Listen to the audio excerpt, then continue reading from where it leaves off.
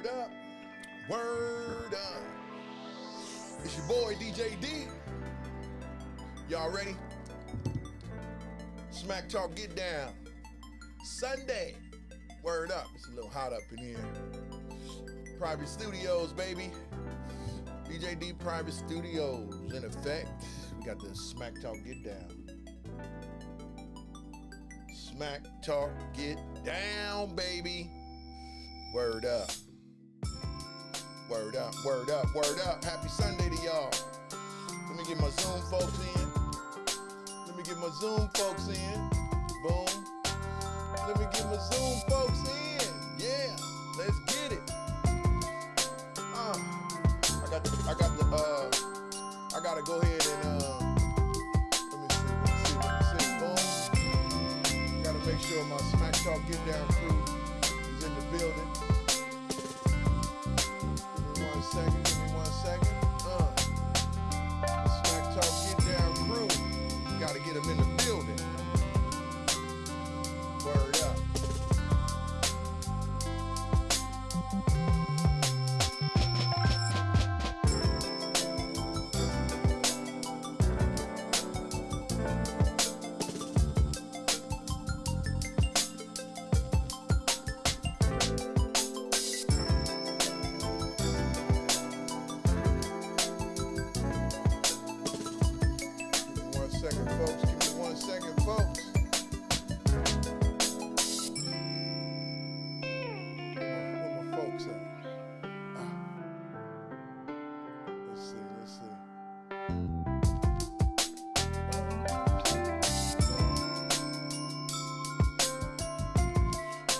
Let me get my Smack Talk crew in.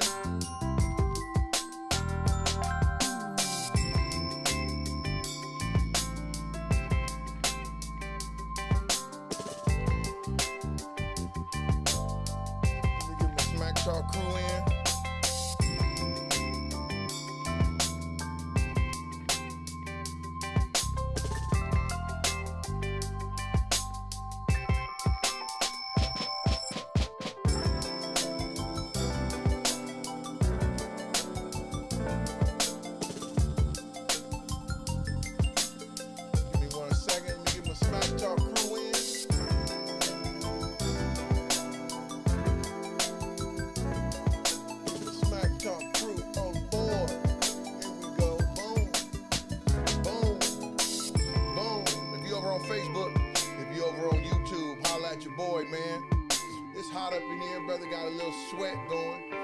It's okay. Boom. Get my Smack Talk crew in. Word up.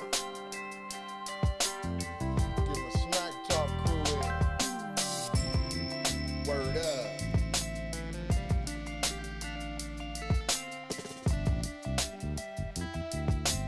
Let me make sure I shoot everybody a message.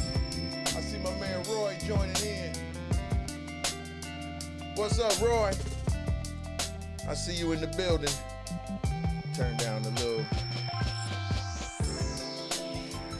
the background music. Can you hear me, Roy? What's up, DJ? What's going on, Doc? Oh, man, just chilling, maxing, and relaxing on this Sunday evening, man. It's right. Boring, bruh. Man, you know what I was watching today? Man, I've been asleep, bro, most of the day, to be honest. Listen, I was watching, what was I watching? Man, I was watching drag racing earlier this morning. And then I started watching, you know what I started watching was some of that USFL, the playoff game. Did you see any of that? Nah. We got home from church. We was gonna go downtown to the Adidas store. But kind of got lazy because we was out all day yesterday. Yeah. So, I came home, ate a little bit, turned on Law and Order, fell asleep. I hear you, man. Give me 1 second. I want to hit these guys up with the link one more time. I know they don't be checking on Facebook, so I gotta send it to them in that group text. Yeah. Give me 1 second. Let me see. Copy all this. Copy that. So yeah, man, I heard up that way, man, was looking pretty promising, pretty nice. Yesterday. Oh yeah, man. You know, It's they got it going on, man. You know, I like it way more than Via yeah. Vista because Yeah. got, it's more. It ain't city, but you got all the, your Starbucks, your little. Not that you eat a lot of fast food, Chick-fil-A, all that stuff that's around the area. It's closer. Walmart. You know what I mean? Yeah. You don't have to drive miles to get just to right, Walmart exactly. or somewhere like that. You know? Yeah, but they had it. I mean, they little clubhouse and weight room and all that stuff is plush, man. Really nice, huh? Yeah. No, it's on point, man. So good stuff. I just hit Carl up. Carl, I hit the group up, the core group, telling them to come on board, get on board. You know what I mean? Yeah, let me hit Aunt Bailey up. He said he was coming through today. Hey man, I got a little project I'm gonna be working on, man. I'm gonna need some referees, bro. For what? I'm thinking about putting together the first annual DJD free throw shooting, 3-point shooting, and 3-on-3 competition. Got to be 50 and over though. Right. You know what yeah. I mean? So just trying to put a little. I might want to participate in that. No, yeah, exactly. We was on the cruise, man, and I took the first on that cruise. You did? I won it. Yeah. Wow. Okay. Hold on for a second, D. Oh, okay.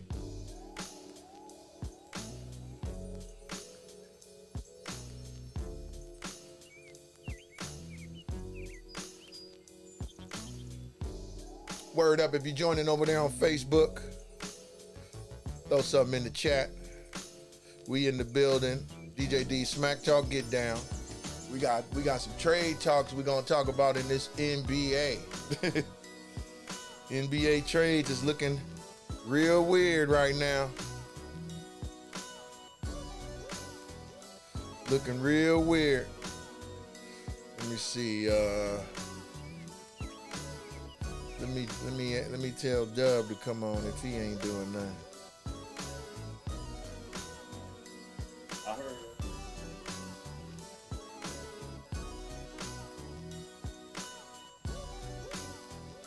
Let me see, Dwayne Johnson.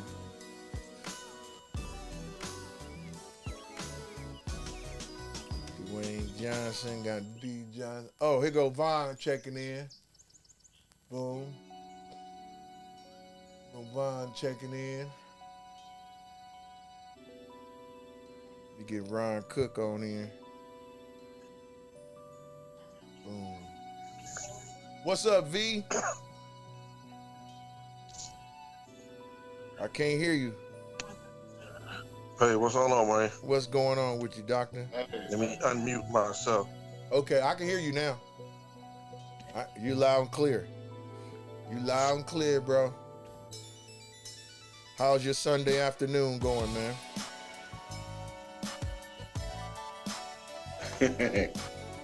He disappeared. Oh, he wow. muted. He muted now. Let me see if I can get tidy in here.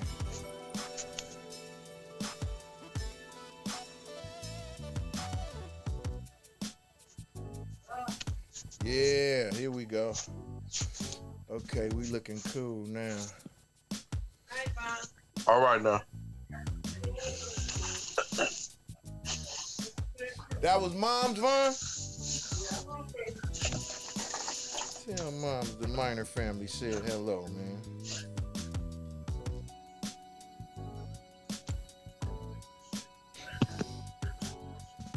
I can't. What's up, Vaughn? Okay. Can you hear us, Vaughn?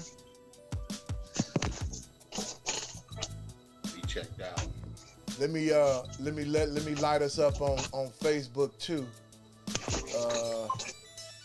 Man, I could do YouTube and Facebook. Wow.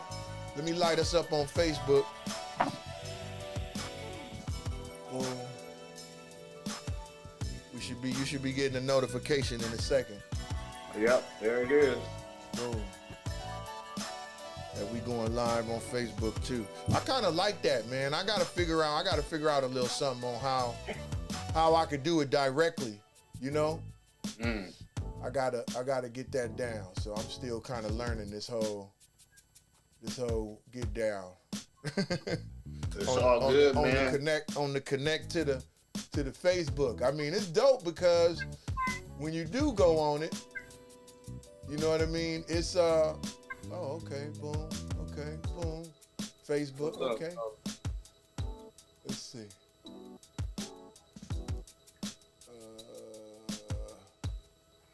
Oh, when I go here. Oh, wow, okay.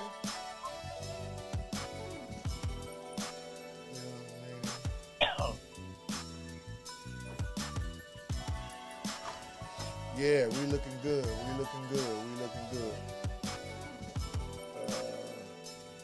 Oh, wait a minute. I done did something crazy.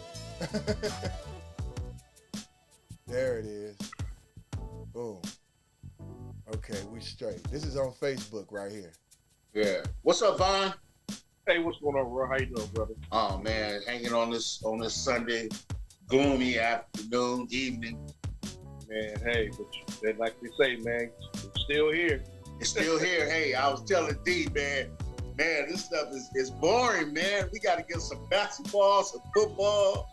Man, the Giants had us excited for a little bit. I mean, well, they still playing. Yeah. Football, I was checking them out early on. I'm like, I kind of knew they was gonna get beat today. They lost again today? Yeah, they did. Oh, yeah, I mean, they won 2 out of 3, right? Yes, sir. So, I think the Dodgers are on right now. Yeah. If the Dodgers win, they'll be in second place. We tied. Oh, okay. Yeah, they have been paid. They ran off 10 straight, man, and then who was that put a dime piece on another night? 10 Diego? Yeah, they put 20. Who? Somebody put up 10 nothing on them a couple of nights ago. On who? On the Giants. Arizona? On the Giants. San Diego. San Diego beat them 10 nothing a couple of nights ago. Yeah, but that's after they we won 3 out of 4. Yeah. It's kind of like this series where you give up that last game. Yeah, they be trying to let them farm club players get some run. But somebody, I was looking at one of them scores. One of them teams scored like 25 points. Wow. Yeah. Like a couple of nights in a row, somebody was putting double figures up. Somebody put double figures up 3 nights in a row. I forget who it was, but yeah, somebody put double figures up on some folks 3 nights in a row. It was 25-1. Wow. The Colorado. No, the Angels beat Colorado 25-1. Wow. That's crazy. Anaheim. Wow. Wasn't no mercy rule in that game. Nah. No, sir. Nah, man. Sure. So yeah, Roy, I was telling Vaughn, and we kind of touched on it about new format on the Smack Talk Get Down. How we're gonna do like having like a controlled discussion where everybody gets an opportunity to have the floor. Basically, we're gonna call it "You Got the Floor."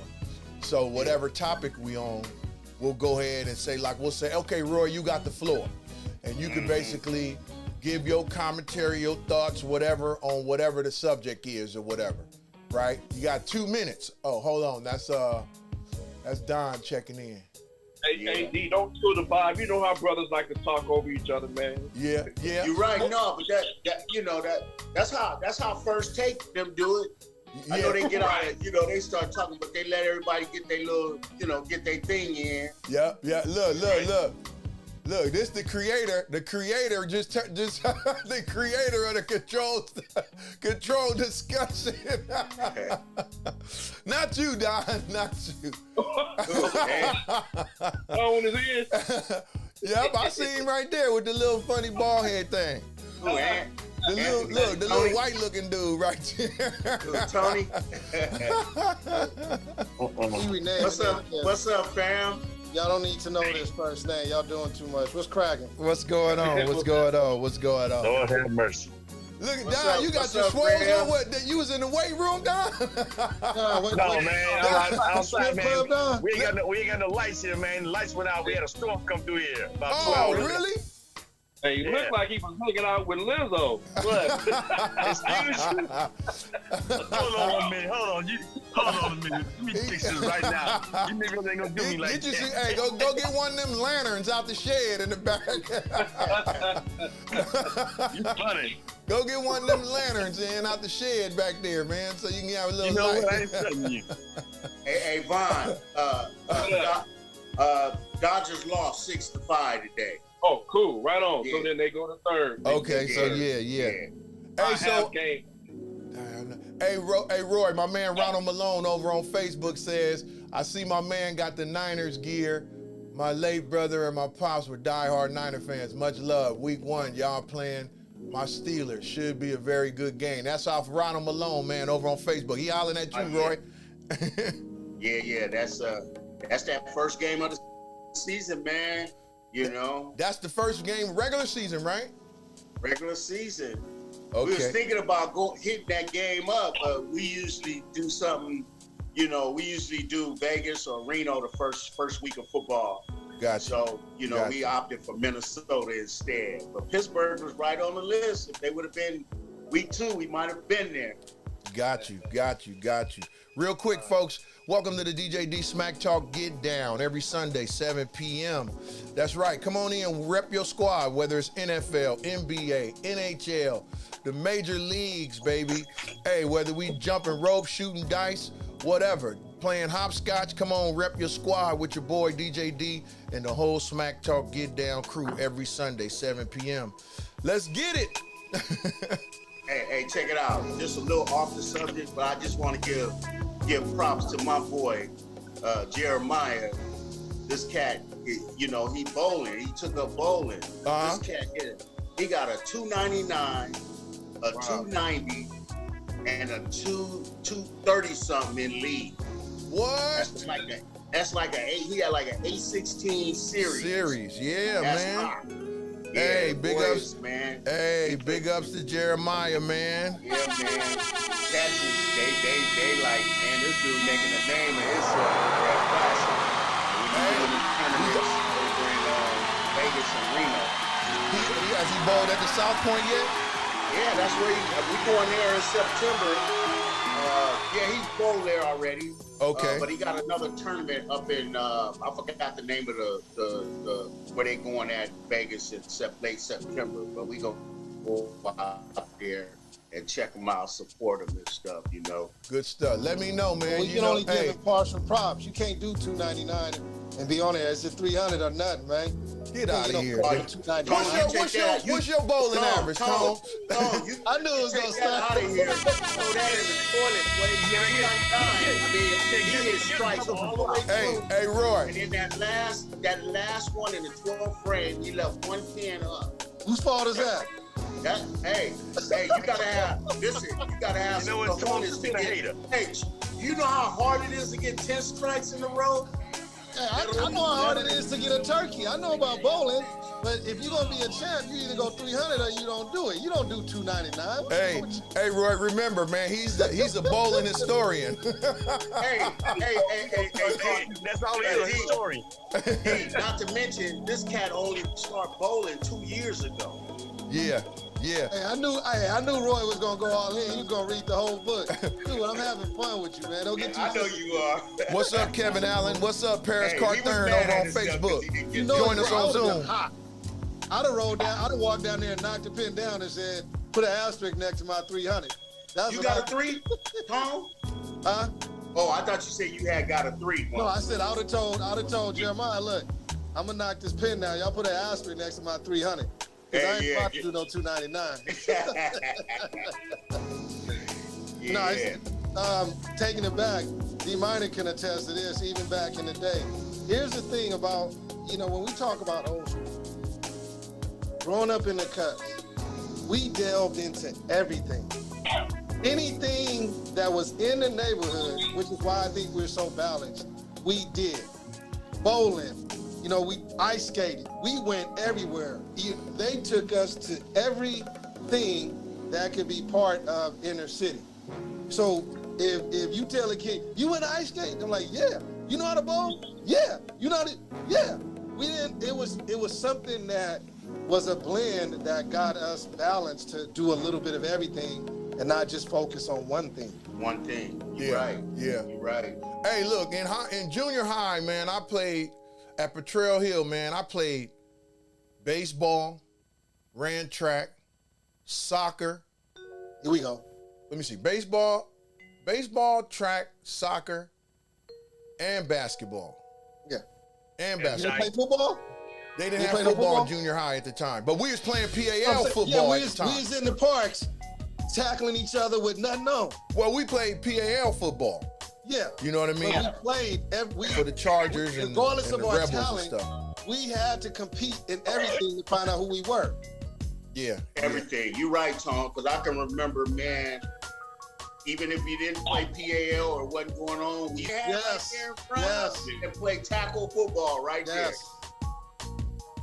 Yeah, man. Hey, remember the boys clubs and stuff. Roller, what they call them? What they call it? Roller coasters. Hey. No. I know what you're talking. Not roller. Because we had the ball bearing wheels. Yeah. Coasters. No, they weren't coasters.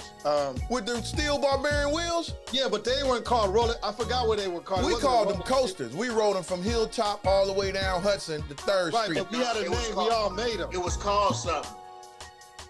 It wasn't box cars because that was for the white folks. We didn't make box cars. You got your little wood. You got your little You put your ball bearing, you put your blocks on the front. You had a little axle you stole off the cart. You know what I mean? The shopping cart, or if you got rubber wheels off the Safeway cart. Lucky's, whichever one had them. Yeah, big rack in the building. Big rack in the building. Oh, man.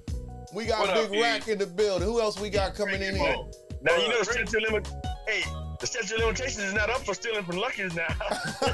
Hey, the statute of limitations is over, man. I already beat that case, man, back in '83. What's up, Big Rack? What's going on? You hear me? Oh, no. Word up. Thank you for joining in, man. Really? We appreciate you, bro. I'm sitting in front of the You got Chinese the food original spot. Marcus Lucas, man. Before he even came about, we got Marcus Lucas in our area, man. Is that E-Rock? What's happening, everybody? Talk about your initial enforcer. Yeah, you Rack. Hey, You survive Iraq, you's a baller. You survive Iraq, you play ball. Hey, Rack. I got a video clip, man, from the which I'm gonna be posting here. Hold on 1 second. Big ups to the folks over there on YouTube checking in. Levon says, I see you in the building. JFK, I see you in the building. Thank y'all for joining in. DJ D Smack Talk Get Down Sunday 7 p.m. Rep your squad. NFL, NBA, NHL, NBA, Major League Baseball. And if you shooting dice, jumping rope, or whatever, playing hopscotch, rep them too. Thank you for joining in. Back to Rack. Word up. Yo, Rack, I got a video clip, and I'm going to be posting this all this week, man, from OG Run 2010, right? OG Run 2010, right? I got the video, the 4-part DVD. I'm going to be posting it this week. And we got a clip of Rack when I was going around with the camera and I was like going to each person. And I was like, yo, what's up, man? I was like, Rack, man, come on, man. What year, man? What year you just graduated? Rack, what year you graduated, Rack? What year? No, 85. What year y'all went? 85? Yep. But y'all went undefeated what year? 84 or 85? 85. Look, Rack looked in the camera, dude, and he reminded me of dude in White Man Can't Jump when he said, I'm going to my trunk, I'm gonna get my gun, I'm gonna shoot all y'all. Look, Rack looked at the camera, he said, You know what it is. Reardon, class of 85, 10 and 0. Man, the expression on your face, dude, was so intense, man. That was so funny. I got it on the DVD, so y'all Hey, give props, man. y'all check it out during All this that week. talent around, but the true super glue of making that team, Iraq, I mean, much respect. It's just, talk about the level of intensity. Very talented, played everything. Wasn't the go-to, but if you needed, whatever you needed on the team, nobody else had it. Iraq brought it every night. No, Rack was doing it on. You was playing football too on Rack, because you ended up going to That where? was my main sport. Yeah. You ended up going to Tulsa, right? Tulane. Tulane. Yeah. No, Iraq. Hey, Rack, what you say you waiting on some cane Corso? What were you trying to say, bro? No, I'm in front of my Chinese spot. I went in there, man. I show up and I get here. They got two places in here that I mess with. One called Wa Sing and another one's called Wa Shine. I called Wa Shine, came over to Wa Sing, so I'm at the wrong restaurant, so I had to call the other spot, cancel, and they're gonna make it all up. Yeah. I was in the backyard, man. I saw that you sent this to me. I'm like, man, I gotta go get me something to eat.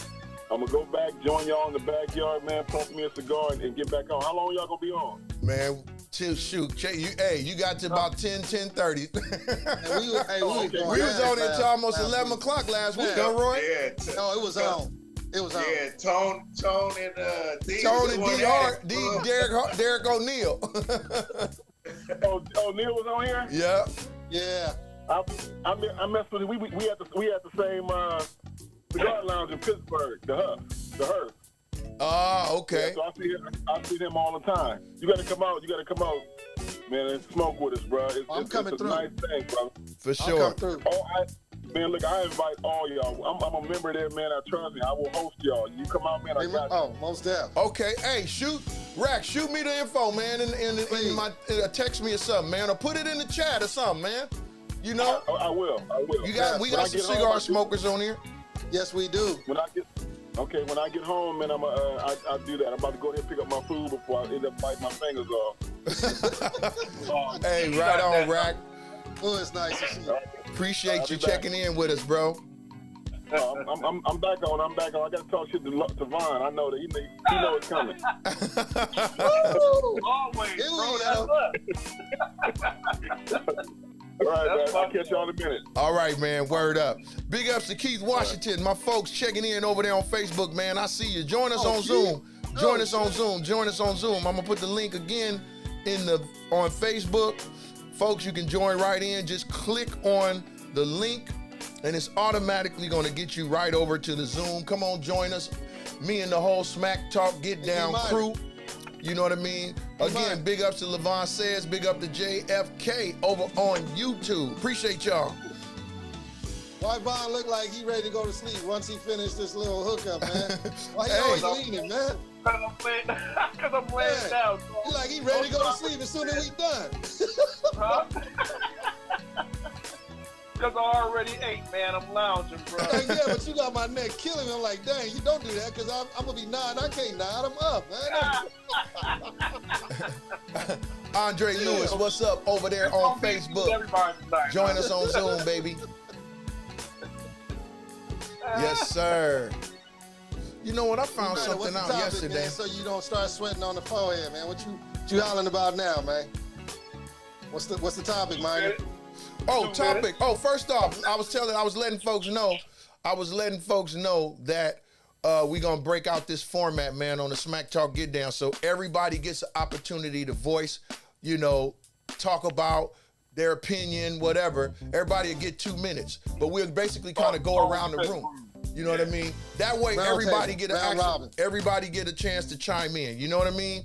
So that way it's fair. You know what I mean? And of course, like Roy did say, hey, when brothers is talking smack, it ain't no rules, pretty much. As long as you don't talk about nobody mama, you good to go. You know what I mean? That's right.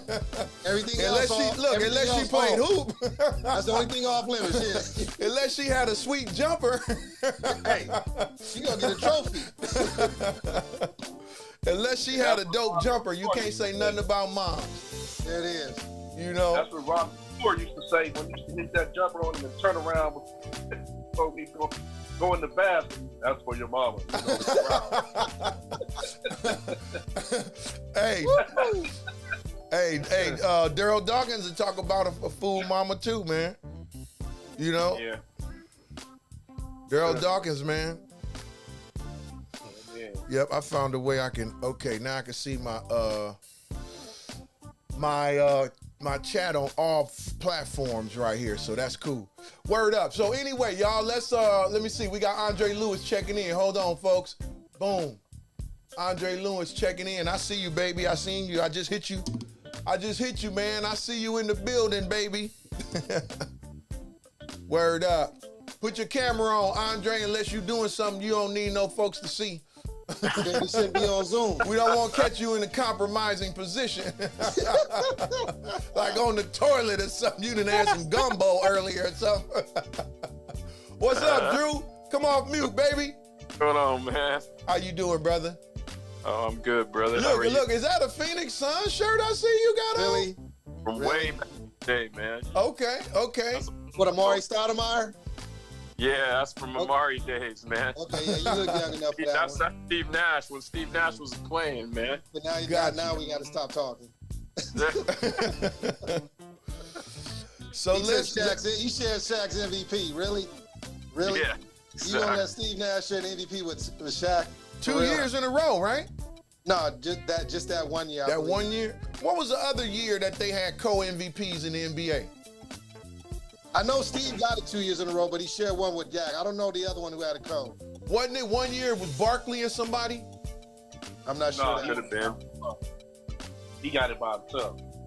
Yeah, but the one that Steve shared with Shaq, man, that thing, we're gonna talk about that till we go to the grave. I can't understand how you split that. Somebody needs to talk to me. How do you split Nash and Shaq? Really?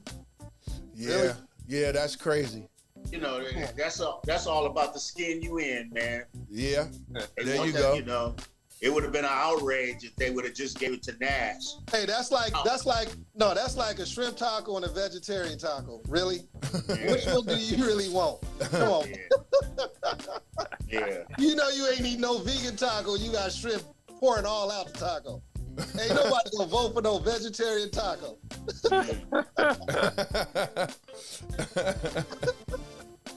So, so let's put this on the table, gentlemen. What do y'all think about the whole Chris Paul situation, man? We're gonna start Rory up top. You got the floor, baby. Rory, you got the floor.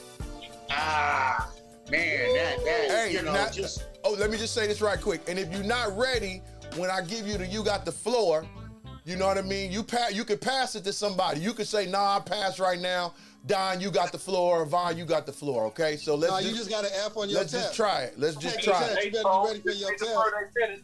Hey, Tone, if they defer that minutes, though, and it's 2 minutes, you can't take 4, bro. Yeah, you can't be getting those deferred minutes. That's what you want to do today? Okay. Hey, who is that James Ingram looking dude right there? We got James Ingram down there, bro. I see you just checking in right there saying James Ingram. Hey, what's up, Levon says? We see you, man. Get your camera on, man. Join us and get your audio going. Okay, question. I in the studio. Question on the table again is, what do you think about the Chris Paul situation with Golden State? Roy, you got the floor. Hey, you know, just like everybody else, man, I'm surprised that they pulled the trigger on that. I mean, if they was gonna trade, I mean, they did trade Jordan Poole, and he went to Washington. Why not do that and try to get your big boy, the big center, Porzingis? You know, but that didn't happen. So now I'm trying to convince myself that maybe this is a bargaining chip to kind of dangle Chris Paul out there with maybe another player to get a big, because they definitely need a big. We don't need no other point guards.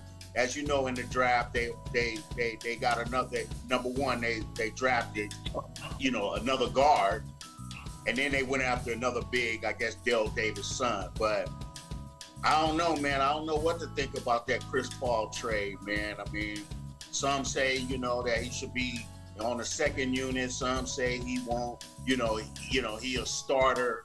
I don't know. I'm just hoping that he's a bargaining chip. Some team that's seeking a championship to get him off and try to, get a big over the Golden State. That's all I got to say. Who you gonna pass it to? Oh, let's pass it to Tone. He right below me. Tone, you got the floor, baby. Again, for the people just checking in, Carl and OB, I see you in the building looking like Ziggy. I see you. Carl, where you at? You have at Tahoe or something, riding jet skis? You got your swoles on and everything? Turn your mute off. Take your mute off, Carl. Take your mute off, OB. Yeah. No, hey, I was rushing. I just got out the shower, so I'm just sitting here drying off. Man, we ain't trying to look. We keeping this PG, man. This ain't that XXX rated DJD version. Man. Hey, he clean though. He don't watch. We got naked participants, ladies and gentlemen. Oh my God. Hey, no dirty talk. No dirty talk. Yeah. Hey, you clean, so we can't do dirty. Yeah, that's right. Participants, I heard. Anyway, what's up, Coach? Okay, here we go. Hey, Von, put the 2 minutes on since you want to. No, I got the timer right here. You start right now. I want Von to have it. Hey, timer's on. Timer's on. Your 2 minutes on. A minute 30, so he won't be able to keep up. Okay, here we go. Let me hit it real quick. One, they gave too much money to Jordan to begin with. They didn't want to sit on that money. Facts. So knowing that, he was gone regardless. Two, it's not about trying to put a big in. It's about how long can we ride this nucleus? Because you got 3 players that you want to figure out how to get them one more chip so that we don't even have any issues about dynasty in this era. Everybody else can probably win something else, but they trying to get something now. Third, you're not losing Draymond. You lose Draymond, you don't have the Warriors, period. He's your nucleus on how everything moves. And if we find a big after all this is said and done, then we'll find him. But Chris Paul, he wants something. He only has 1 or 2 teams that he can go to try to get a chip. Now, will he stay? It's completely up to him. But facts are, ain't nowhere else he can really go that he gonna make a difference. He can't start for anybody because he's Kaiser Permanente 2.0. So he's gonna be injured at some point. And that's where we at. I ain't keeping 120 million for somebody that thought they was Steph Curry 2.0 and they turned out to be Chef Boyardee 1.1. I can't do that. Facts. There it is. Who you passing it to? Oh, I ain't even met him, but he on point. I gotta give it to Elvie Levon. My boy looking sharp, like he ready to just follow up. So I got Levon. All right, question on the floor. What do you think about the Chris Paul situation in Golden State? You got 2 minutes. You got the floor, OB. Let's go. I do not think that was a good trade, unless they're gonna try to package him in another sub trade under the table. That's the only way I see how that works out. Like I already said, the man is Geritol material, you know what I'm saying? For the Warriors system, he doesn't fit. He's a guy that needs the ball in his hands. He needs to bring the ball up. He needs to be the distributor. The Warriors move the ball, hot potato. That's not his game style. So that's going to be a problem right there. So if they want to bring him off the bench to back step up, if they don't plan on moving him, I can see him doing that. I don't see him starting. I see him coming off the bench. But I could even see it more than packaging him with, another person or maybe a draft round pick for someone else. But I don't like the pickup. I don't think it fits the Warriors. You basically said the same thing I did. Send him to the Lakers, man. You done? But again, y'all forgot the money. I ain't sitting on 120 mil. Oh, no. I agree. Hey, Tone, I agree with getting rid of Poole. I just thought they was going to get rid of Poole and maybe go after Porzingis or something. You know what I mean? But they couldn't afford that. You don't get rid of 120 million and try to pick up 50 or 60 mil. Is that what? I don't know what he's getting. Oh, he gonna get paid. Boston didn't get Point it. is, they couldn't have kept Draymond and Poole. I don't care what you say. No, I understand. There you go. They're not gonna keep. I know Say me and D had this conversation. He said, well, they gonna keep Jordan Poole because he's the future. They got 140 million reasons why to keep him. I said they're not gonna keep him over Draymond. Draymond is the glue of that team. You can say whatever you want to about the numbers. Here we go. But they're not gonna get rid of Draymond and keep Poole. There you go. Hey, that's a Warrior put it fan. like this: Draymond got to sign first. Oh, he gonna sign. He ain't going nowhere. No sign. He ain't going nowhere. I hope so. I know so. Listen, ain't nobody else gonna pay Draymond what he think he gonna get. Can you repeat that? Ain't nobody else in the league is gonna pay a 30, almost 5-year-old dude that doesn't even average 10 points, and because it's a stat league, even though we know Draymond does so much more than numbers, okay? Time. But if you're looking at stat-wise, nobody's gonna pay him $20+ million a year. Time. Way to go, OB. Time. Pass it, OB. Pass it. He can drop the mic on that. I pass the mic down to my man Ron. My man Don, right below me. Don, right there, Don. In the Warrior. You pass it to me? Yeah. Don, you got the floor, right. baby. All What's right, up with the I Chris kinda Paul agree with Roy situation? And what everybody's saying. I think they just did that to unload, so they could unload Jordan Poole and may use him to send him somewhere else. But I think it was a bad move too, because I just like everybody else, I don't think he fits their system, and it's gonna become a problem over time for them to even do anything with him, because he doesn't have a character. And also what people are really missing is there's probably still some bad blood between them that is not being said. Who's that?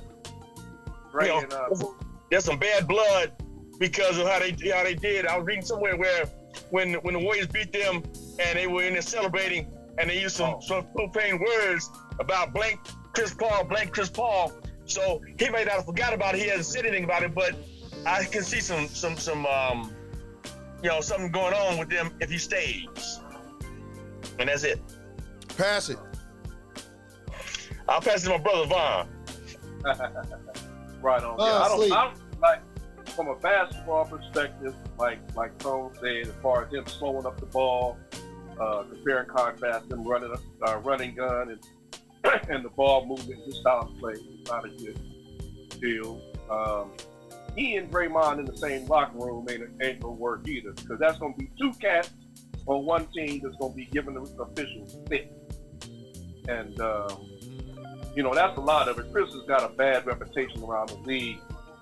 Pretty much everywhere he's gone, with the exception of when he went to Oklahoma, they were singing his praises. He didn't get along with Harden and Houston.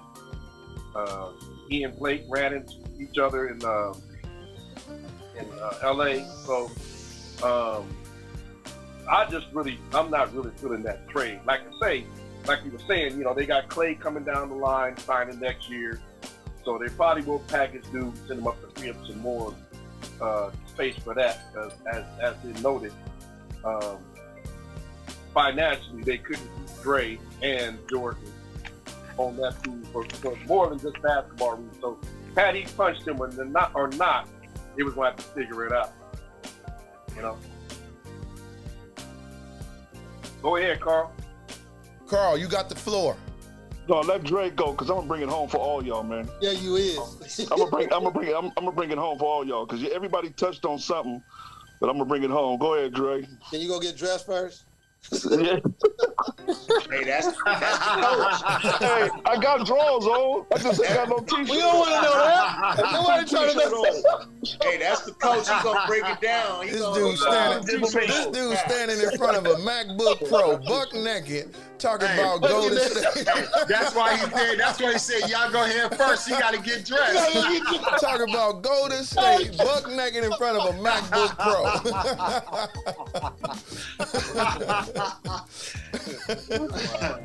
Only a Mustang would do something like that. Oh, yeah. Good Lord.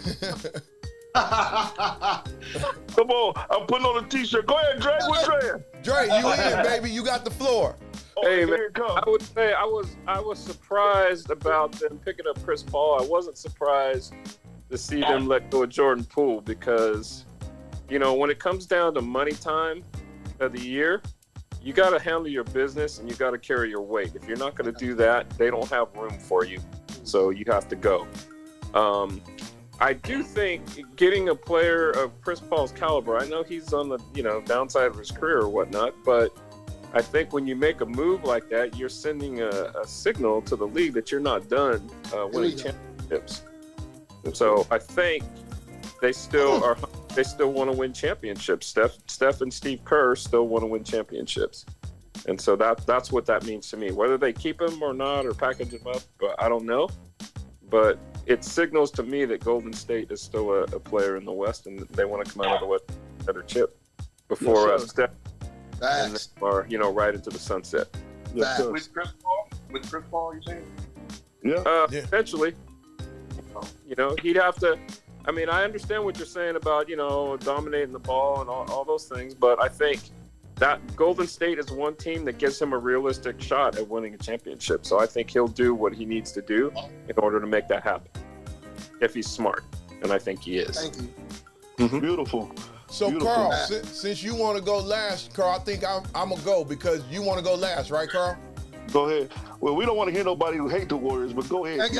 He should be omitted. Listen, can he be omitted? Listen, I'm going to tell you like this. From a basketball perspective, can he pass his? I'm not a Warrior fan. However, so can we pass this is what I'm going to say. As far as Chris Paul, I think it was a good trade for the Warriors, and this is why. Jordan Poole, first the Jordan Poole situation. My thoughts on that is, you know what I mean? I think Jordan Poole kind of got Kaepernicked on that whole deal. He got hit. He didn't get supported by the team, and of course the dude got in his feelings through the whole season, and it ended up costing the Warriors another run at the championship. That whole Draymond punch thing cost them a championship. So I'm gonna put it on both parties on that, as well as the organization. I don't think it was handled well, and that's what cost the Warriors a run this past year. Period on that. As far as Chris Paul, I think Chris Paul is an excellent backup for Curry. Because the Warriors have not had anyone that can come in the game when Curry sits down and keep the flow of the game going or control the offense. They don't have nobody that can do that. They didn't have Poole. Poole did it for a minute when he first kind of had the thing going, kind of had his game going. But after the punch, all that changed because of the punch and his attitude toward the team and toward Draymond. The Warriors have not had someone that can come in the game with a 10-point lead and go sit down, either the lead be extended or they still leading. We don't, the Warriors don't need a guard that comes in, they up by 10 and he comes out, Curry comes back in the game, they down by 8. They don't need that. They need somebody, they need a floor general. What about DiVincenzo? And Chris Paul, he's gone. DiVincenzo's gone. Chris Paul is the perfect veteran guard that can come in and do that. Now, yes, his health is in question, but I think his health situation is due to the fact that he plays too many minutes during the season in games that really don't matter when it comes down to the playoffs. I would rather them play him less during the season and play him more in the playoffs when you really need it. That's my thoughts. And that's coming from a Laker fan. Good, D. Hey, So Carl, you gonna pay him the floor. $30 million to only come in when you need him? We ain't maxing out his Wait a minute, money. hold on. You paying Draymond how much? But Draymond playing every game. You talking about only and bringing look at Chris Paul Draymond in when you numbers. need him. Look at Draymond numbers. Oh, we ain't giving him his whole I don't contract. think it's worth paying Chris Paul $30 million. Oh, Sorry. we ain't giving him his whole contract. no, we're not paying Chris Paul. They We're not not paying the paying whole Chris his whole contract. What are you contract. talking Didn't they about? say it was guaranteed? Or he getting the residuals from Phoenix, and then we're negotiating whatever we feel would be That's it. appropriate to fit under our salary. Phoenix is buying him out. Phoenix Phoenix buying ain't him gonna out, buy bro. Okay, here it is, fellas. Go ahead, Hey, everybody touched on something good about it. Everybody said something good. This is what it is. First of all, it was a business decision. As a business decision, it was great. We got rid of Poole's contract. Like we just said, now we about to get Chris Paul for a bargain. All right. Now with the basketball thing, D, you hit on it, man. How many point guards do we have on this team? Steph is really not a point guard. Steph is really not a point. This is the first time we've had a real point guard. Since and Jarrett like Jack. you said also, Since like Jarrett Jarrett Jack. said also, Since Jaren Jack, correct. exactly. He don't have to play all those minutes. No. And when he come in with Steph and Clay on him, man, Chris Paul can play. Like even Draymond said it. He don't like Chris Paul. Nope. He don't like him at all. But he respect his IQ. Correct. He respect his basketball savvy, which is true.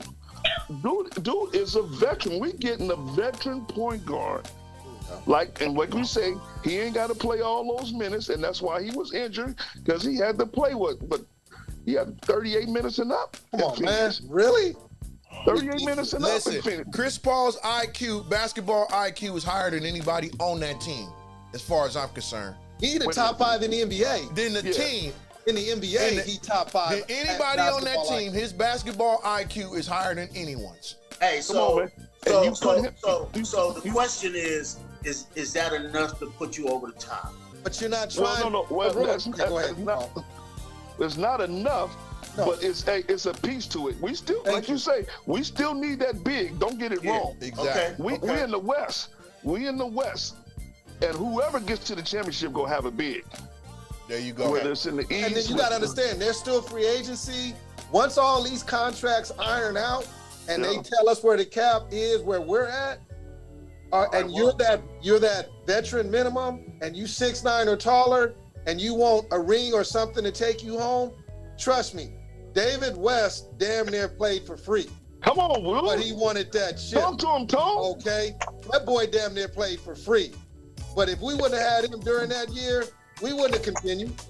Veterans want something to finish their career with. That's what it is. We go get that big. I sure hate they gave up Wiseman though.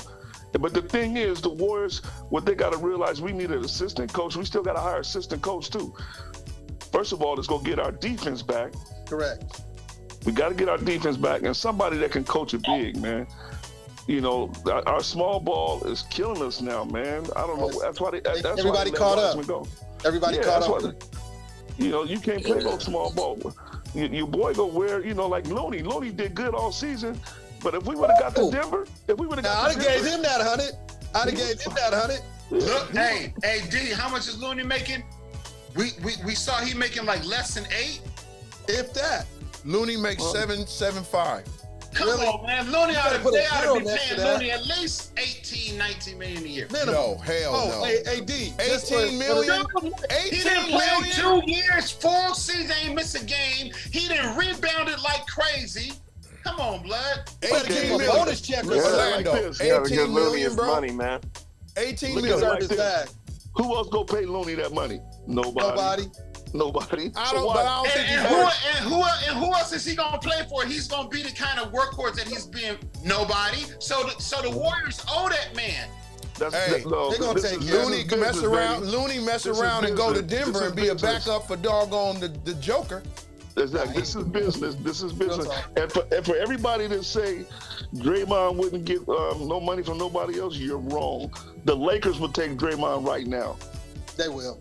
The Lakers would take Draymond right now. They won't pay him all that money, but they'll pay him a good piece of change. He gonna get. Oh yeah. Lakers gonna give him enough. The Lakers might take him, but they're not gonna pay what Draymond wants. Yeah.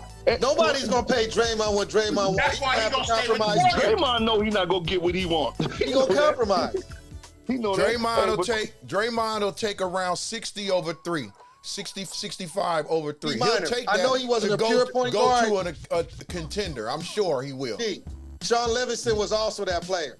He may not have been as pure as but he controlled the offense. Yes. When Sean Livingston came in, it was a plus 8 or 10 every time. No comparison. He came in. No That's comparison. Another point that we had. He was a scorer. He had that Chris Paul. like Chris Paul. He was nothing like Chris Paul. The floor. Really smart player, man. Smart. He wasn't a scorer but he wasn't a Chris Paul.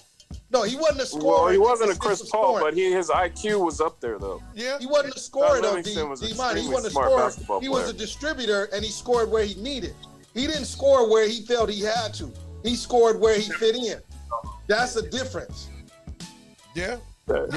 So, hey, we got a comment over on Facebook. My man James Simmons, y'all remember James checked in with us a couple of weeks ago over on Facebook. He said CP3's pace of play will need to get faster unless Warriors gonna change up and slow down pace of play. The Warriors ain't finna slow down their speed. Nope. Listen, what speed do they Y'all have? looking at it the wrong way. What speed do they have right now? But y'all looking at it the wrong way. OB. Chris Paul will beat Chris Paul. What he needs to do is control the second team. Once he gets That's the what I ball said. going, once he gets the ball up the court with the time that he plays, he'll run the offense where everybody else will be the more athletic. They just need their second unit didn't have anybody to control the tempo and vary. He can run at times, he can slow it down. Chris Paul will think the game in his speed. He doesn't have to show it from a physical attribute. Those are two different things. Exactly. That's because, like you said, the comparison is you look at Chris Paul when he plays. Chris Paul is a point guard first and foremost. Right. He ain't no shooting guard. He ain't no three. He's a point guard. He runs the offense. He gets his other players, involved, and he can hit shots here and there. You know what I mean? So if that's the case, then he'll be on the second team. He'll replace what Draymond does as a point forward. No. Remember how Jordan Poole got in the game when Curry would sit down, Jordan Poole would get in the game. That was the expectation, I would think, that the Warriors would have, is that he would control the offense and run it. But no, once he got that money, once he got punched, he was like, you know what, I'm going to be a scorer. They didn't need a scorer really on the second unit. They just needed to control the tempo of the game and keep those leads. Give Curry, give Thompson, give Wiggins those rest. That's all they needed. But they had Jordan Poole coming in there playing one-on-one. Minor, you leaving out some crucial points, man. Like what? Okay, first of all, what we're not going to know is all the conversations, Jordan. I mean, because they speculated, whether it be Facebook, Twitter, you speaking on somebody else's money, calling them a triple single, I got my bag. I mean, you clowning a four-time champ. I said all of that. Huh? I said the same thing you said. So what? No, can I finish, D-Minor? It's not so what, because you got a ring because nobody knew about you. You didn't even get drafted, bruh. You were in the G League. Somebody let you play. You developed into a player on a championship team. You need to humble yourself because you wouldn't have had no ring, no chip, no bag, but not for the team that developed you into at least being relevant. But let D Minor tell it, they wouldn't have had a ring without Jordan Poole. They wouldn't have. Don't do that. They wouldn't have. Bull. That's true. They wouldn't have. Hey, I ain't doing Andre, that. tell these guys, man, what's up? I ain't doing Yeah, that. they wouldn't have. They wouldn't have had a ring without Poole's contribution against the Celtics. They would not have. I'm not. Now here's where we'll differ. Does that mean he deserved a It would $140 have million contract? been Not more necessarily. difficult. It'd have been He more says difficult. he earned that. But we still would have got He a did. chip. He We earned it. still would have got a chip. Wait a minute, Orlando, you was the one That talking remains about. to be seen. I told you they should have paid. No, don't put that. I told you before he even got that contract, they should not pay him that money. Wait until off No, season. what you told me Let's see was- how he do this year, and then let's talk about money. No. What you told Because me if they don't was. pay him, they gonna lose him. What That's you said. told me was, we ain't worried about no salary cap. Joe Lacob and the general manager, they gonna spend it. We can have a $500 million salary. It don't matter. That's what you told me. Hold on. That's Hey, what you told me. OB, that was true until these dumb blum flim flam flam decided to accept this new bargaining agreement. Joe Lacob was the modern day Ed York. Eddie DeBartolo. He didn't mind spending because he was getting it back on the other end. The NBA didn't want to see him be another Eddie DeBartolo, which is why they negotiated Yes, this sir. BS contract, messed everything up. That's what happened, D-Minor. Joe Lacob would have cashed out at $750 million because he done got it on the other end, be it taxes or the residuals that it came selling out that arena and all his other businesses. The NBA said, we ain't doing Eddie DeBartolo too. We ain't gonna do this in the NBA. And they accepted that BS contract that they negotiated in that collective bargaining. That's what hurt the Warriors. Let me ask Yes, sir. Let me ask you, Warrior fans, a question. This is the question on the table. This is the question I want to ask y'all. Keep it 100. if Draymond Green had not punched Jordan Poole, would Jordan Poole have had the season that he had? Any one of y'all can answer that. We don't know that. We don't know that. Okay, but okay. We mind readers or something? Okay, so Carl said he don't know. You said Nobody's clairvoyant. Hold on. You said, are we mind readers? Anybody else? I say yes, the punch affected his play. Okay, so what about you, Don? I think that it would have made no difference. His mindset was messed up in the first place. What about I want to know They why gave him the bag. he They gave him the bag too soon. Yeah, I want to know what he That's said. another question. Go ahead. Yeah, I want to know what he said and why he got punched, because that may speak on he might his mind may have already been messed up and he would have already had a jacked up season. This is he what had it's, a big hit. everything since he's been traded now is coming out now. All these cats was coming up to Draymond before, telling Draymond, hey man, could you talk to dude and shut him up? He talking way too much. He's talking way too much. And Draymond's like, man, I'm not shutting dude up. Now this was before the season ended last season. Then going into this season, dude knew he was about to get paid, and he chirping. And then, what I realized why it's true, like I said, if you look at the tape, all those players around, not one person tried to stop him. Didn't budge.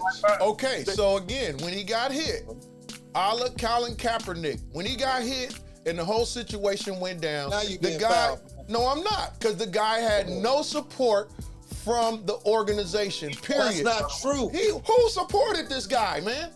Dude, if you don't give somebody... No. Who supported him, Tone? You're Look, not are finna you- go all off into something else. Who I'm not going supported nowhere. Jordan Poole when he got hit? I don't Name need one support person. if I gave you 120 million. Name You gonna one go home. person that supported the guy, man. Who supported him? So D, all that's telling you Everybody is saying, "Oh, it's his Andre fault." He was Iguodala talking supported trash. him. Hey, Who? Andre. check this out. So Iggy. D, Take the mic, D, Carl. Take the was mic, thing? Carl. What was Hey, Iggy's role on the team? hey, listen Take up, the mic, listen Carl. up. If Oh, nobody now what's supported his him, role? You didn't ask that. You asked Take who the mic, supported Carl. the man. Huh? Hey, check this out. If nobody supported him, D, what is that saying? Thank you. What is that saying? What it's saying is, What is that okay, saying? wait a minute. I'll answer that. There you go. What it's saying is, everybody sided with what everyone was saying. Everyone was saying, No. Let me finish. That's Let me not what they're finish. saying. Everyone sided with what was being said about the guy. He got a big mouth. He got the bag. He needed to shut up. Okay, that might be true. Does that warrant him getting punched?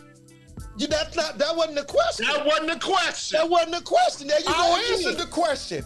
There you go again. Everybody agreed with what was being said. He asked me the question. Everybody agreed with what was being said. The dude was talking Answer is smack. yes. Nobody supported him talking smack. Nobody supported him bragging about the bag. Okay, that's true.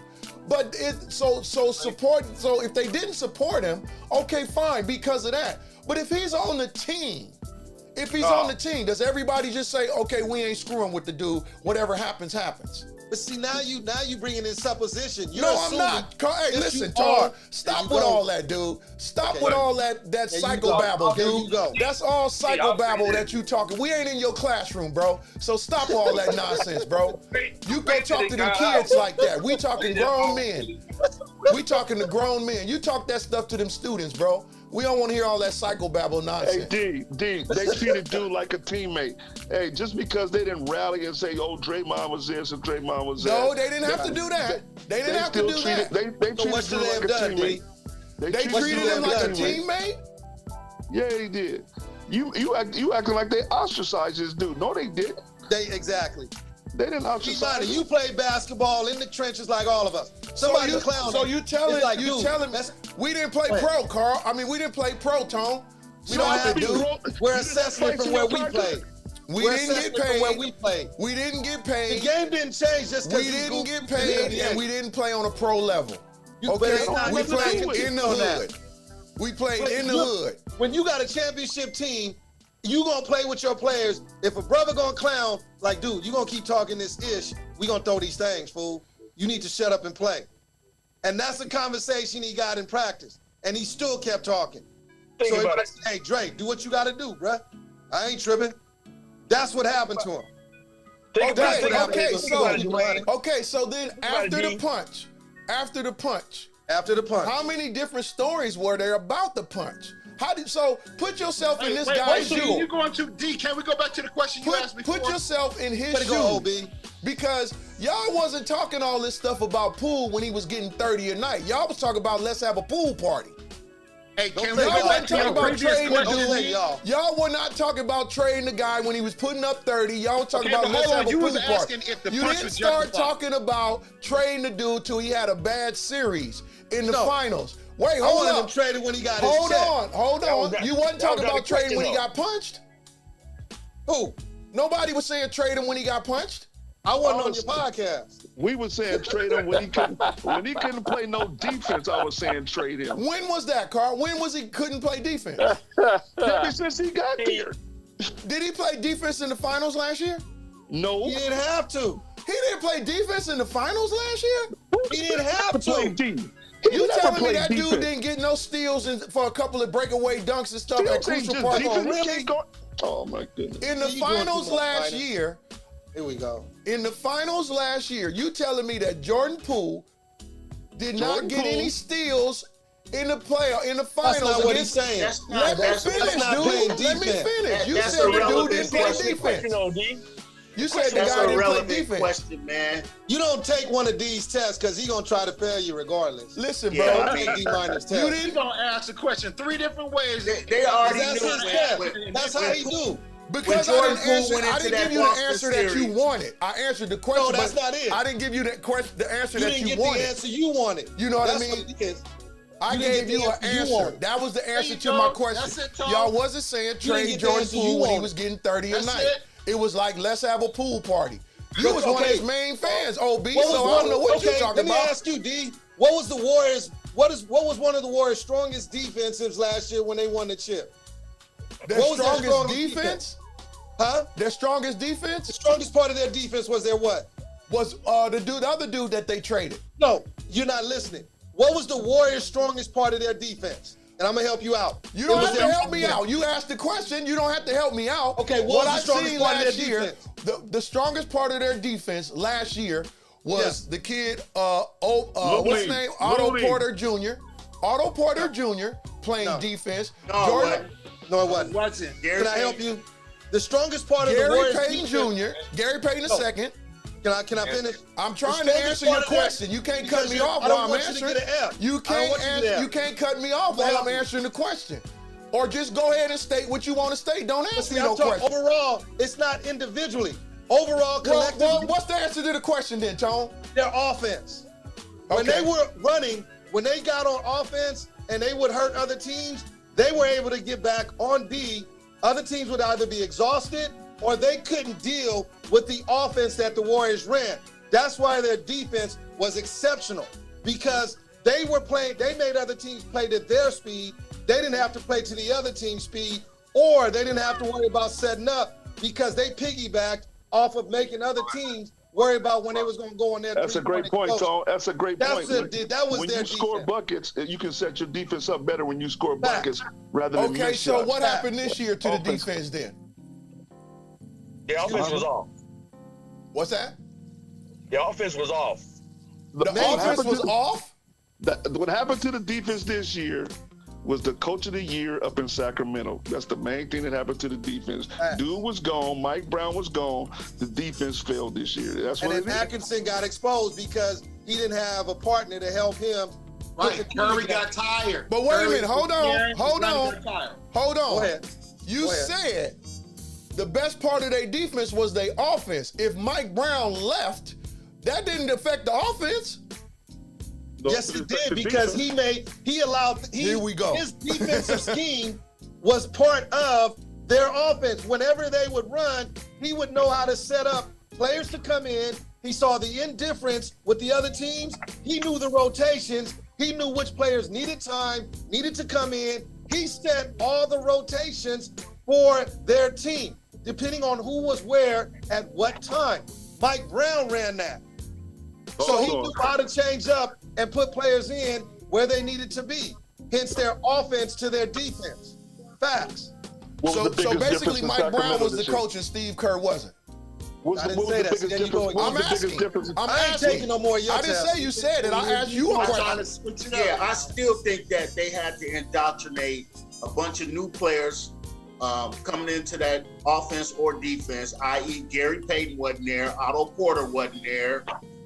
They was missing some other guys on that defense. Now you got your Diminchenzos and some other guys trying to fill in where they were supposed to, where they excelled at the year before when they won that chip.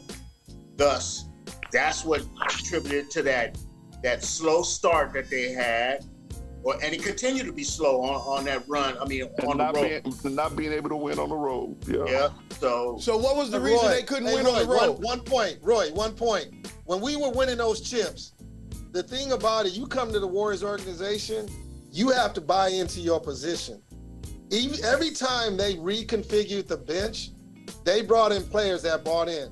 Unfortunately, when you had the young'uns like Kuminga, Wiseman, Poole with his bag, what happened, they start buying into themselves, not necessarily buying into the team. Hey, you got to be mindful of that. I understand that, but what's the they had that white dude, not DiVincenzo, the other guy. You mean the one that left? Ty Jerome, and then the other guy. Yeah. Lamb. Yeah. Those guys. I actually think Moody and Kuminga should have been playing over them cats to get them up. Kuminga wanted to be and this is facts. You can look it up. Kuminga was in the G League with old boy from Houston, Green. When he got in, he became the star for Houston. Kuminga's mindset was, I'm in this first round, I should be able to do me. I should be able to play and be that star, but he didn't understand that the NBA game was a whole different beast. He wasn't trying to adjust his game.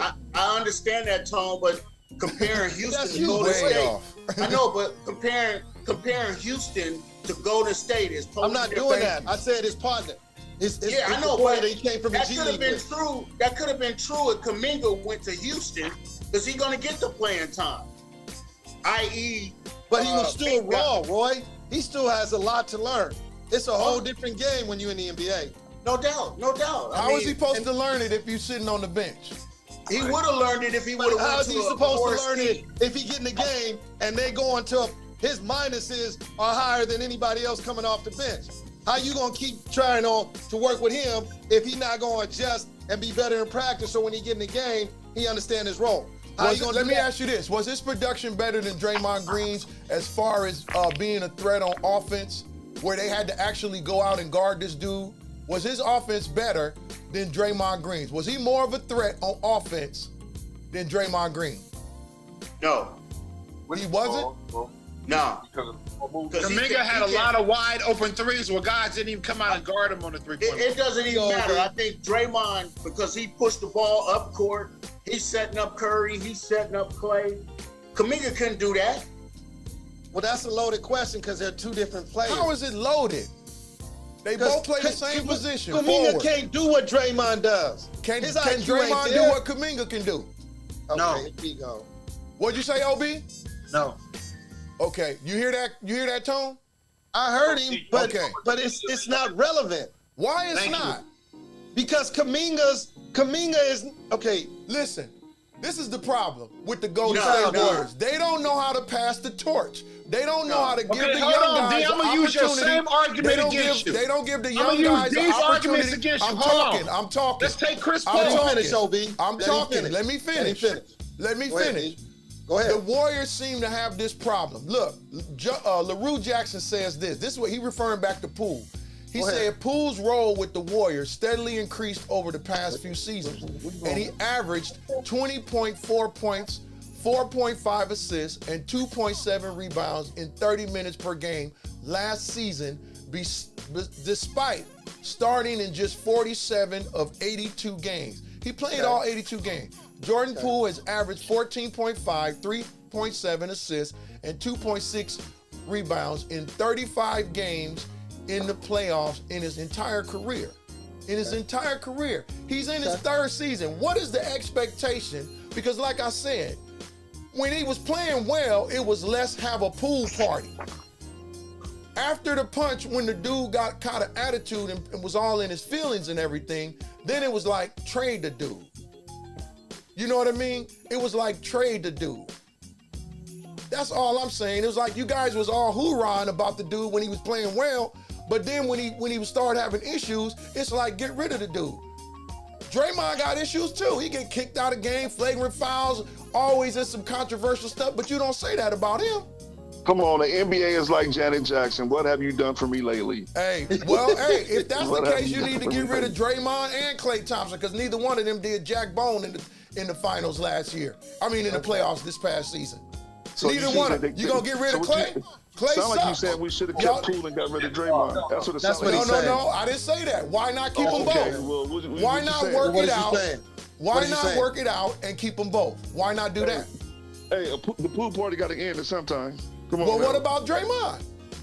What about him? He ain't got to never end? I think they made that mistake when they signed Poole to that big contract. Maybe. Before it was deserved. Maybe. Hey, you know what? Let's be respect. Hey, OB. OB had the floor. He gave it to D. Let OB come in and make his point. I just want to ask a question, man. The same way D asked when he said, well, you know, what can Draymond do that Kuminga can or Kuminga can't do that Draymond can? Okay, so I'm gonna pose the same question.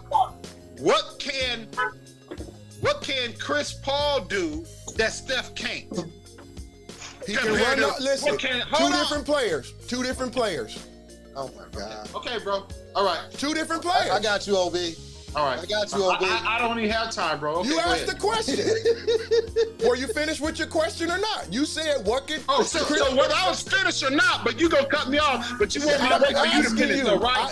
You said, what can Chris Paul do that Steph Curry can't do? Bro. Same question. You compared two people. That's your question. Let me finish my question, bro. Well, so finish it. Finish it. Don't sit back and cry. cry. I'm proving the point to you. Don't sit back and cry and finish the question. Don't sit back and whine. The point is, go for it, Chris Paul cannot do what Steph Curry does. Facts. Steph Curry plays a point guard just like Chris Paul does. Okay, so miss me with that, bro. Who's bringing the ball up for the Warriors? Oh my God! Who's bringing the ball up for the Warriors? Draymond Green. Thank you, Roy. Who, Roy? Who bringing the ball up, Roy? Draymond. No, Roy got half that right. They rotate. Come on, you man. telling me? There's a road. You telling me? Come on. Roy, you telling me? You'll see Steph bring it up and Hold Draymond. on. You telling me? No, but Draymond pushes the ball up the court. So does Steph. I'm not agreeing or disagreeing, but Chris Paul 9 out of 10 times gonna have the ball coming up the court. Right, but the teams he played with, he was and Carl said it, he was the point guard. Exactly. The Warriors play a push him up. The majority, now, if we're gonna keep facts, I would say the majority of it, there'll be Draymond, but there'll also be Steph, and there'll also be, sometimes Wiggins will run it up. Every now and then you'll see Klay grab it. Yeah, they have a rotational system. The majority is Draymond, facts. But you can't exclude Curry because even what OB was he talking about, and Steph did it, the latter part of the season, Steph was averaging a triple-double almost every other game. Exactly, you're right. He decided to develop a different part of his game to be that well-rounded guard, #point guard. But so that's not accurate. We all know that. You don't have a triple-double if you're not playing the point. You're right. And Steph Curry game, he got that outside game. And so, I mean, it's hard to bring up the ball, of course, set folks up. And you can't push it over to the side or what have you and run around. But Steph Curry from the jump is running up court, running through picks, getting wide open and shooting the ball, which is totally different from what Chris Paul did. Thank you very much. Two different players. Two different players. Chris Paul ain't never been. So Dwayne, you're saying Kuminga and Draymond are the same player? Listen. I'm asking. Let me finish up to OB's argument about Chris Paul and Curry. Right. Roy just made the point also. Chris Paul and Curry are two different players. If you think they the same, OB, you need to check I what wouldn't you say smoke. that That wasn't the question. That wasn't the Again, question. that You was asked me- not the question if they was the same They're two player. different I types said, of can they players. not do the same thing? No, they Yes, can't. they They're can. two different players. They can't But do the they same can't do the thing. same Curry thing. can't run the offense like Chris Whatever, Paul bro. can. Yes, he can. No, he can't. No, he can't. Dwayne, he did it. What do you mean he can't? He's done it. For what? A series? Dwayne. For a series, he did it? Dwayne. Chris Paul been doing it since day one of his career. Came in the league, he was playing point because he had to play alongside Monte Ellis, so he played point. When they got rid of Monte Ellis, Ellis was the point guard, bro. Don't even start that. Monte was the 2. No, he Look it was up. not. Steph was bringing the ball up. Monte was Steph has scoring. been a shooter since day one. How you No, gonna he play wasn't. the one? I'm a Warriors. Come on, dude, don't do that. Look it up. Hey, that's your opinion, bro. I have to look up nothing. Okay. That's your opinion. That's fine. That's your opinion. So let me ask you, are you saying Kuminga and Draymond are the same player? I'm saying right now, today, if you allow Kuminga to play, give him the minutes, allow him to develop, he will be a bigger threat than Draymond on offense. And on offense. That's not a hard thing to do because Draymond. He got to get the playing time, Rack. They won't let him play. But that's Hey, man, take over, E. This is what I think. Here we go, Rack. It depends on what you mean by threat. Because right now there's no greater threat on our offense than Draymond because Draymond gets Steph the ball. When Draymond Everybody. Steph numbers go down. Everybody's numbers go down. Facts. Kuminga, what Kuminga's issue is not offense. Kuminga is young and immature. Can you say that again? E, Thank Rack. you. Thank you. I love you, man. He's on the bench. If Kuminga gets the understanding that he is no longer in college and you're gonna be held accountable for this money that you're making, come on, man. He gonna be a superstar. You know they said he grew to 7'2". He's now KD. He's KD right now. They said he's 7'2" right now. So the greater threat on offense is Draymond. The greatest offensive threat, if he understands his role and grows into his role and matures, could potentially be Kuminga because nobody's as athletic as him. That's what I'm saying. That's what I'm saying. But you're not listening to E's other points. I heard his other points. I know right now, Draymond, because of course, he's been in the league. This dude has been in the league 2-3 years. He do need to develop. But how can you develop a player if you just sit him over there on the bench? He's sitting there with his arms folded because he's doing the same thing that Wiseman was doing. He going to the thing. Listen, bro. He walking to the table to check in the game, looking over his shoulder. Every time he come up the floor, the ball go off his hand. He throw a bad pass. He miss a rebound. He looking to the bench because he know he about to get pulled. That's the same thing they did to Wiseman. So here's so how do you develop him? Here we go. E, I'm gonna let you have it. Carl, if you look at the reports, Dwayne, they kept trying to give Kuminga an opportunity to develop himself in practice. When they wanted him to understand practice is not the game, bro. Are you gonna let me finish? Yes, go right ahead. And I'm gonna be real efficient. You can't just try to figure out your game and be who you want to be and attitude and all that BS. If you don't try to learn how to develop as a player in practice, they're not gonna take a risk with you in the game. You gotta show that you earned it in practice so that when Kerr or any other coach puts you in there, they know what they doing when they put you in there. But you wanna show that you're this All-American. You gotta play your role till you can be that star. Hey, this is what's in effect. This was in effect as well. Hey, the difference is Kuminga's on a championship team, dude. You're not going to get those minutes. You're playing behind vets that won championships. So, they're still going for rings. You're not going to get time to make mistakes. Yeah, it's like somebody said before. His boy is in Houston. His boy getting a shot in Houston because they have nobody. They at the bottom of the league. Thank you. So let me ask you this. Why not? You a coach. Why not play the guy early in the season? When Kuminga was playing early in the season, he was doing well. Games didn't mean nothing. You know what I mean? You got to, but wait a minute. Tone, you said you need to develop him in practice. I've always said this. Practice, game. two different situations, period. No. Yes, it is two different situations. Okay, here In a game, the opponent is trying to take your head off. In practice, that's not happening. You walking through plays. You're not going full tilt on plays. You don't. The dudes on defense are on your team, so they're not trying to take your head off. In the game, they trying to take your head off. Practice and game time situations are two different things. Like Iverson said, in any sport. In any sport. Practice? Any sport. Hey, but what we not realizing, the only time Kuminga didn't play was in the playoffs. He played all season. He did. And leading up to the playoffs, he was playing good. He got run all season. And every team in the playoffs, every serious team in the playoffs, your lineup is cut down to 8 to 10. Hey, Carl. 7 to 9, Carl. 7 to 9, maybe.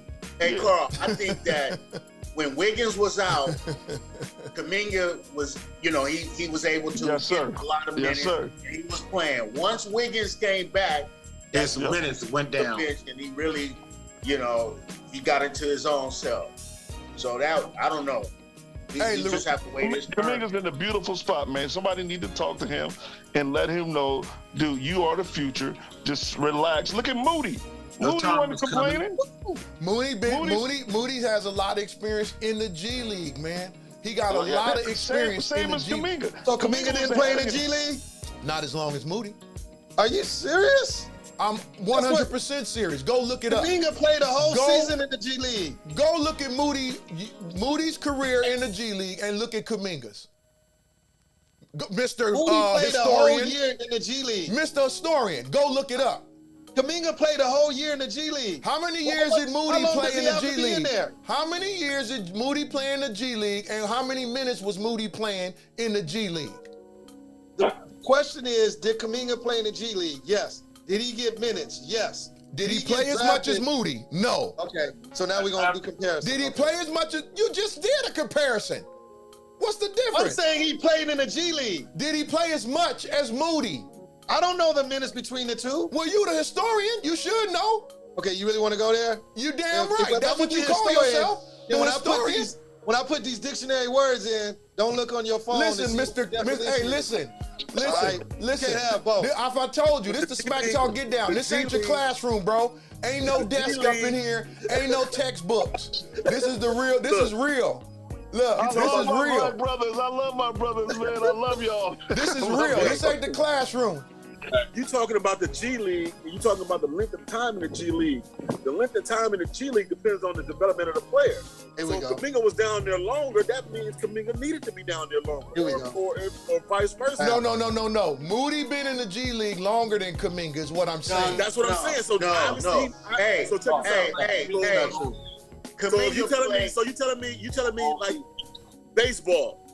If you down in the AAA for 20 years, that means you ain't ready for the majors. If you not down necessarily. Okay, here we go. Hey, come on, hey, they're not gonna leave. They're not gonna listen. The difference is Kuminga played a whole year in the G League, and Moody played. He played. What college he came from? Arkansas. He went to Arkansas and played. Once he got to the NBA, he played a few games in the G League. Wait. How many years? Full season. How many years have Moody been in the league? The same as Kuminga. How many years is that? Second year. That's their second third year, right? Wait. Didn't Moody play 1 year with the Warriors before Kuminga even got there? No. They got drafted the same year. They got drafted the same year. Was Moody the leading scorer in the G League? Moody didn't play. He played a few games in the G League. A few games? That's all. He didn't. Just a few? D. When Kuminga played that full year in the G League, Moody was playing for Arkansas or wherever he was. Correct. And then they got drafted. Correct. Yeah, Kuminga played in the G League before he came to the Warriors. D. Correct. He didn't even go to college. He didn't even go to college. He was 19 years old in the G League. He came straight out of high school. Oh, okay. That's what D got confused. That's where it is. Exactly. That's why you said who came out of high school? That's in the classroom. Kuminga. Kuminga didn't go to college. Played 1 year. And Moody, he went straight to the G League. Who did? Kaminga? Kaminga. Okay, Yes. so Moody played at Arkansas, right? Correct. How many years? One. The Okay. same year Kaminga was in the G League. The same year? You saying? Yeah. They got drafted the same. I got it right here, D.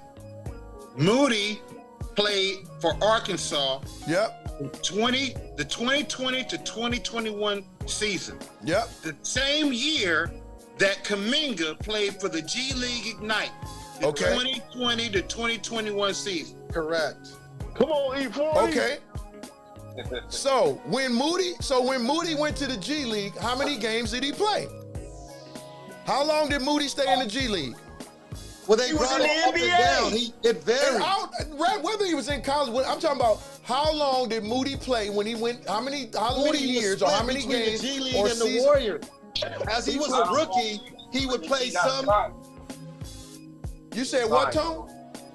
Moody had a split. He would be when he got drafted by the Warriors, he would play some games in the G League, then they would bring him up, then they would send him back down, like they did with Baldwin, Kaminga, and even Wiseman. They would rotate him on various contracts so they could develop in the league because they had the core of their team. Okay, and hold on. they couldn't have them all on the bench. Let me give you some stats. Go Moses ahead. Josiah Moody, G League career, 2021, 2022, 2023 Santa Cruz Warriors. Okay. So your point. So what's Okay. your point though? What's your point? Like I said, he had more time in the G League than Kaminga did. No, he did not. 2021, 2022, He may have 2023 played 2 games. Santa What did he Cruz play, Warriors. D? You But asked see, how many he games did he wasn't- play in the D League? Give me a number. How many games did he play? It varied, I'll OP. give it- He went up It got and down. 3 seasons on there, man. No, he didn't Give play me it how the many full games? season. Listen, bro. It Oh, says yeah. right here. Look. Wait. Over 3 Stats. seasons, how many games? He I'm didn't looking at play the the same whole thing, season. bro. That's How not, many what games? that's not what I said. I said how many years did he play in the G League? You said how many games he did only he played play? a couple of That's what you games. asked. Hey, look. I went to Listen. college. I went to college, and with guys I started with and guys I ended with. Some of them didn't was on the team, but didn't play not one game. But they were there they were in But college. they were there on the team. On the he could've team, been- exactly. He could have been down there, but not play or. But E-Rack, you know Hey, how the G League works. They let Hey. you down there to develop your game, and they And then bring pick you it back. up accordingly. It Time depends on what they need at the time. Hey, Tom, I got it right here. Santa Cruz Warriors, 2021, 2022. Moody played 4 games. 2023. 2022, 2023, Moody played 5 games. Here we go. Yep. That's it. That's 9 games. 9 games total. Kaminga How many played the games whole is in season. How many games is in the G League season? I don't know. season. You looking at it? What is it? How many games is in the G League season? Come on, I man. don't know how many games. I'm They asking got to you. play D. off I for the don't know. championship. How many games, OB? I'm gonna I look bet it you. up right I bet you Do more it. than 10. Say again? More Yeah. than 10. More than 10. Minimum 10 Who? Who? 10. You talking about in the G Kaminga? League. G League season. A G League season. How many games is a G League season? You That's tell the me. question. I We don't about to know. find out. Somebody looking it up. Well, you the historian. Yes, Oh, sir. so I'm supposed to know everything. You I'm- the historian. I'm- You I'm- told us I'm- you a basketball historian. I appreciate the credit you're giving me for being so. I'm going by intelligent. what I like you it. said. Listen. The G League plays a 50-game regular season. Woo! Okay. Now, how many games did Kaminga He play played in the G 9 League? games. He played I nine didn't in say. 2 I years. said Kaminga. How many? Kaminga played the whole season in the G He played League. the whole That's season. 50 Look it games, up. bro. He didn't play Damn, 50 okay. games. Just look it up. No, he just told you. Where does it say Kaminga played a Kaminga full started in the season? He played a whole season for the G Kaminga League was drafted Ignite. by the Warriors from the G League after the G Y'all League just- ended. Y'all forget While it. Moody was in Stop. college. Never stop. Yes. Just Hey, stop. hey, listen. I looked it up, D, already. It said that Kaminga played a full season for Yes. the G League Ignite. Yes. That was the same year that Moody played for Arkansas. Yes. He played for the Did I not Ignite. just say that? Wait. If you want- OB. Tell If you, you let me want tell me you how to many look- games he played. I'll tell Huh? you right now. Kuminga G League stats. 137 career games. Okay. Woo! And that's for the who? That's greater than 10. And he played for who? And he still couldn't break the starting rotation at the Warriors? Damn. He wasn't trying to make the starting rotation. You just said a minute ago that they was trying to win championships that's wrong. with their veterans. Let me make sure. Yeah, that is wrong. Thank you. That's wrong. That's Golden State. Yeah. That's Golden No, State. bottom line. No, you need G League. Iraq, he Right. played a whole season in the G League. Yeah. He played a whole season in the G League. He came straight out of high school or Cameroon. I forgot what country he came from, but he came straight to the G League. And what year was that? Young teenage phenom. What year was that? I don't know the year. 2021. In 21-22, it says that he played 70 games for the Golden State Warriors. Okay. And then So in 22, 21-22, he played. it says right here he played 70 games. 1 games. 2021, he played 13 games. So it says he played a total of 14 games. Where? Wow, big season. For who? I thought he played 50 games. He played a whole G League season. I thought he played 50 games. I said he played a whole G League season. What did you just say, Rack? I'm supporting my point. My point is he could have been in the G League and been down there a whole season, practicing, developing, and got put in the game. Okay? That's my point. You could be down there for a whole season and only play 14 games. He was there a whole but- season. Okay, but a whole season. this dude is saying he played 50 games. We If didn't he's say on he that played. team, We didn't never say he played 50 games. We didn't say he played. he said he so let played me the ask whole you this. season. Just the 50 Okay, games. he was so on the in team. 2021, if he was on the G League team for 50 games, how did he play 70 games for the Warriors that year? I didn't say The he year played. before, G. I The year just before asked he what got year. drafted. You said 2021. At age 19, it's saying Kuminga played 70 games for the Warriors in the 21-22 season. In the 22-23 season, at age 20, he played 67 games for a total career NBA games on the Warriors of 137 games. Now, how did he play? How did he play a full G League season of 50 games if he played 70 games in a season? Look this up. D, look this up. Where did he play before the Warriors? Just look that up, and that's going to tell you. Where did he play before he came to the Warriors? I'm telling you right now. No, let D look that up. Let D find this. Let D find this. Since he wants Where to did he make play the point. before the Warriors, D? I'm asking the question again. How did he play a 50-game G League season in the same year that is showing in his statistics that D, he played? I'm asking where the did he question. I play? just Not want to listening. know the answer to this Not question. listening, D. I can answer You're that. not before he went to the listening because you Warriors. don't want to answer the question. I can answer that. How It's did not he my play question. 50? What? How did he play in the G League for a full 50-game season and still play 70 games for the Golden State Warriors in the same year? For real? How did that happen? D, can look it happen. up. It can happen. Where did It he can play happen. before the I'm Warriors? I'm trying to drafted get the him? answer. What you saying, Rack? It can happen easily How? because you keep saying play. He might have been assigned to the G League, and then when they called him up, he went up for 2 days, 3 games, 4 games, and went back down to the G League. Okay. That's how that happens. So, Back? in order for us to be clear on this, so being on the team is the same and not playing is the same as playing? Because Tone, you're saying he played 50 games a whole season. No, I didn't say that. I You said did he was say on that. the G. No, I said he was on the G League Ignite for the whole season. You I said, didn't say he played and in when every Rack game. said, when I asked the question, I said, I how didn't many say he played games in is in a every G game. League season? Rack said 50. You said he played 50 games. And I said, no, he didn't. The superlative word being played, he's on the team. If there's 53 games, he may not have gotten in all 53, but he's on that team for those 53 games. Whether the coach puts him in or not, I can't tell you.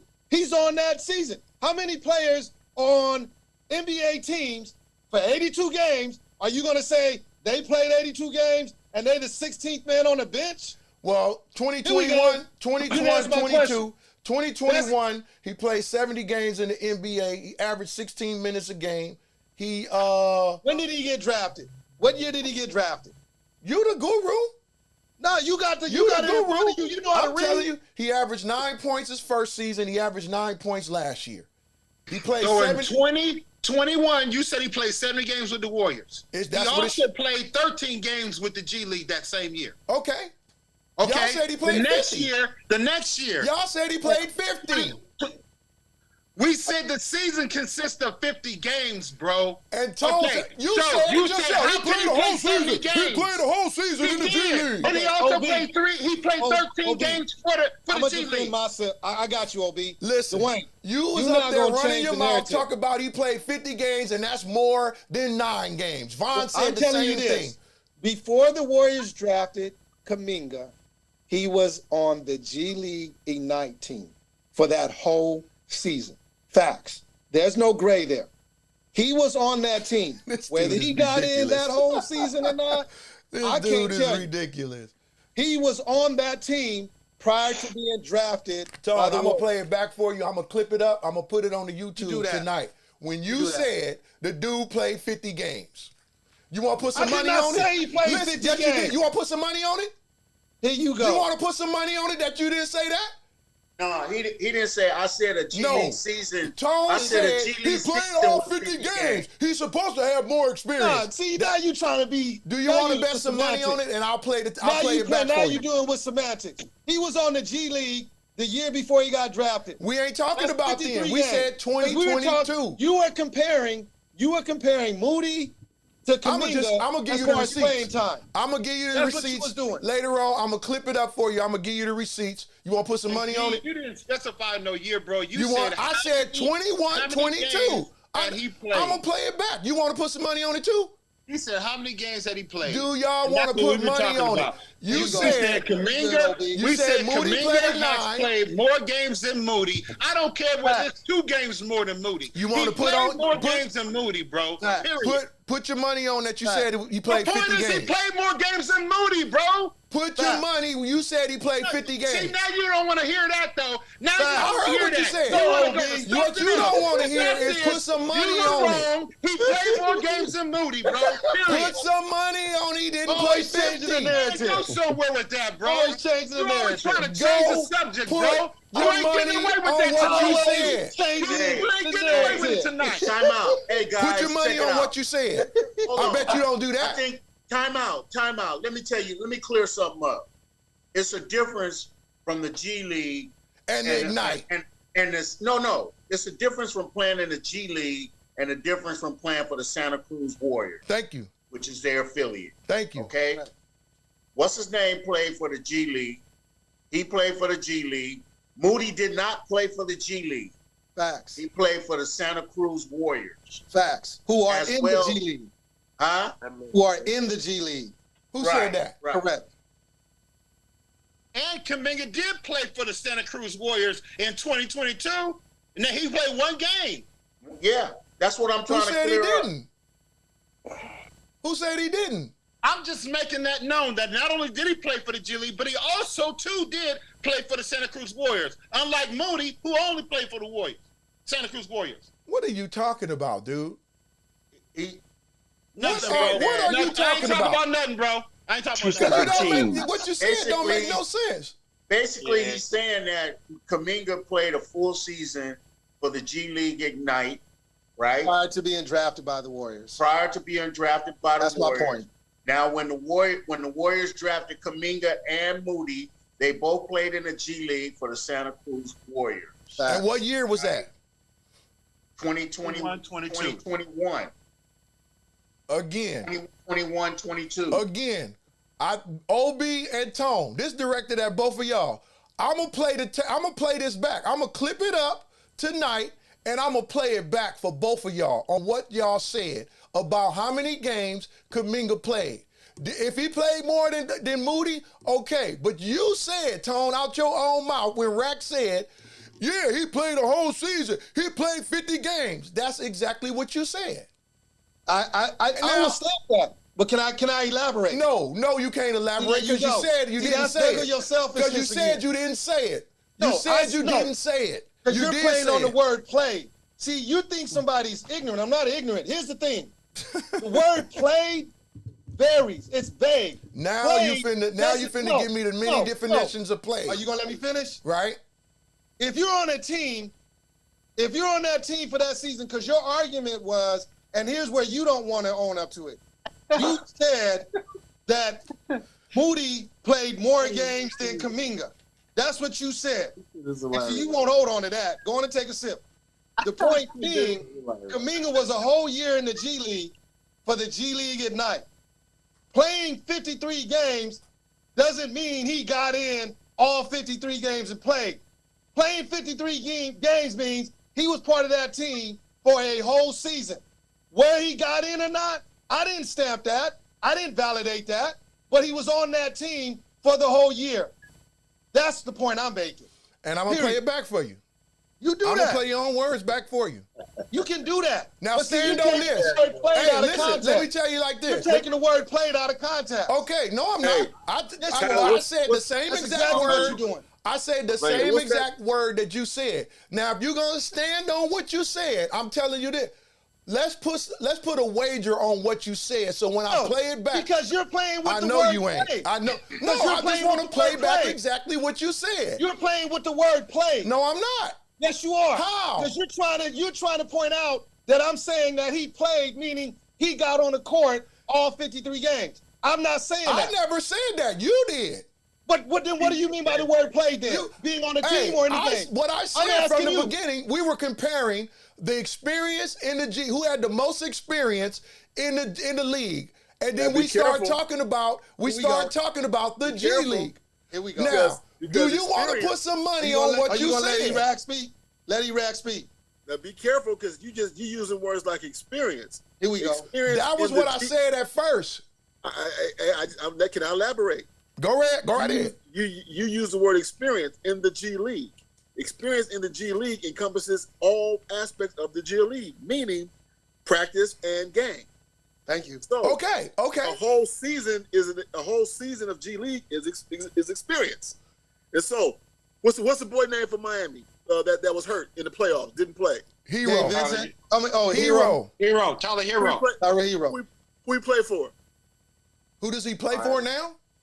Who he play for? He played for the Heat. Miami Heat. But did you see him? Did you see him? Did he get any playing He was time? hurt. He played He was hurt in the for playoffs. Heat. He didn't play not one playoff game. He was on the roster. He was on the roster, yeah. But he played for the Heat. He was on the roster, yeah. Practiced with the Heat. Does he play for the Heat? Yes. He plays for the Heat. He got a contract with him. Right. Kuminga played for the G League Ignite. You stated, this is one of your exact words, and like I said, I'll play it back for you. He played all 50 games. Rack just said it. He played all 50 games. He did play all 53 games. He was on the team in the game. No, see now you try to use the word play in a different way. You don't have to elaborate on it no more, bro, because I'm gonna play it back. I'm gonna play it back. You played on the word play. That's your opinion. That's fine, Tone. I'm gonna clip it up and I'm gonna just play it back for you. That's all I'm gonna do. You ain't gonna play it right. Watch this. How am I not playing right? What are you talking about? Go ahead, John. Right? Go ahead, John. Watch this. What's right, Tone? Watch You want this. to hear him say he suited up for all 50 games? I'm going to play back what Tone said. That's all I'm going to do. I'm not ahead, going to John. argue the point no Let me- more. let me I'm help going to you, play brother. back what Tone and Be quiet, AOB maybe I can said. talk. I'm going to play back what Tone Watch this. and AB Watch this. said. He played for the team. He didn't play in the game. He played for the Santa Cruz Warriors. He played for the Ignite. That doesn't necessarily mean he played in every game. Played for and played is two different things. So you want to deal with semantics. Very fundamental. Okay, did Tone say he played for the G League for 50 games? Did he say that? Or did he say he played? No. He said he played all 50 games. That's what he said. No, he didn't. No, I didn't. You said, he played a whole full season, 50 games. Look, That's what. I'll take that. Listen, Let me take I'm that. gonna play it back, bro. I'm gonna just play even it back. If I said, I'm not gonna go back and forth with you no more about Can I it. speak? See, there you go again. Go ahead. Go ahead. Say what you're gonna say. If I said he played all 53 games, did I say he played in all 53 games, or did I say he played all 53 games? I'm gonna clip it. I'm gonna say this one last time. I'm gonna clip it, and I'm gonna play it back for you so you can see what you said yourself. OB, I'm gonna play it back so you can see what you said. That's what I'm gonna do. I'm gonna clip it and just play it back. I'm gonna clip it. I'm gonna clip it and play it back. That's all I'm gonna do. And what's your point, though? So you can see what you said. Okay, but I was reading the same stuff you was reading. So you what can I was see saying. what you said. You know, I was You know reading what I the mean? same stuff that you was reading. We're not talking about what you was reading. What came out your mouth. I'm gonna play I know it back. you're right. I never know what I'm talking about. I didn't bro. say that. You did. That's You your own always guilty say that. conscience. That's You your own always guilty say that, conscience. bro. That's your own guilty conscience, bro. Ain't nothing you a guilty about Republican? it. It's a conversation. That's your own guilty conscience, OB. I didn't say that. I didn't say that. You did. You said that. That's why I can laugh. Yeah, you laugh, but I guarantee you, let's put a wager on what you said. I bet you won't do that. Silence. When have I ever done that? Silence. When have I ever Silence. done it? Silence. Whenever I ever put a wager on Silence. something I said. Silence. Whenever I ever done See, that, because bro. you know me, Tell I'm me the one smack time- talk king. Tell me one When I time shut can you say, up, I shut remember you that up for time you good. bet me what you said? But see, I'm gonna let I you ain't shut never bet yourself you. up. So why I'm gonna start now? I'm gonna let you shut yourself up. That's what I'll do. But in all actuality, their points were correct, and your point was wrong. Regardless of the semantics, regardless of how it was stated, the underlying question was who played more games. Correct. Yep, that was the question. That was the question. So when the question came Mr. up, Mr. Trump, you trying to lose us in all of the rhetoric. We not Instead No, of no, just no, saying, no. you know what? No, no, You're no, right. no. I was wrong. was. He played more The question games. was. So we ain't heard that. I said that. You was running your damn mouth when I said it. I said, okay, he played 13 games, dude played 9 games. I said that. So what you talking about, OB? You was puffing on the Black and Mild. You couldn't hear me. What you talking about? Wait a minute, who's smoking Black and Miles? OB, that's what he smoked. Black and Mild. We need to get him on the cigarette tip, cigar Dude, tip. get him on a cigar. Cohiba. Yeah. Cohiba. That don't look like no Cohiba to me. Well, I don't know what OB pub. That's a whole Eba. This is a Toronto. A Toronto? It's a cigar, bro. I ain't You see? never heard of Toronto. It don't matter. It's a cigar, bro. I don't know what Toronto is. Don't When you matter. say you went to school, you went to Mac and Cheer D. No, we understand I don't know now. what they don't Toronto exist is. no more. Back to How you gonna go to a school that ain't here? back to what I said. I said the guy played 13. Rack say, nah, he played 13 games. And then y'all went silent after saying he played 50. Now you saying, oh, he was on the Nobody team for said he 50. played 50. You asked how many games was in a G League season, and we Listen. said 50. You didn't say 50. You didn't even know. Hey, Iraq looked it I up. looked it up on the phone. He showed Iraq you. looked it up. Iraq So, looked it Why up. are you continuing something that's moving. moving? That's Iraq, a moot You point, do OB. this to me Looked it all up. through the week, bro. Iraq looked It's a it moot up. point, OB. Iraq looked it up and said 50 Let it go, games. OB. Now It's Tone moot. talk about 53 games. You can say whatever you want to say. I know what you said when Rack said 50 games. And like I said, I'm going to clip it and play it back. If you so sure that you said it, put a wager on it, Tone. Put a wager on it, OB. D Minor.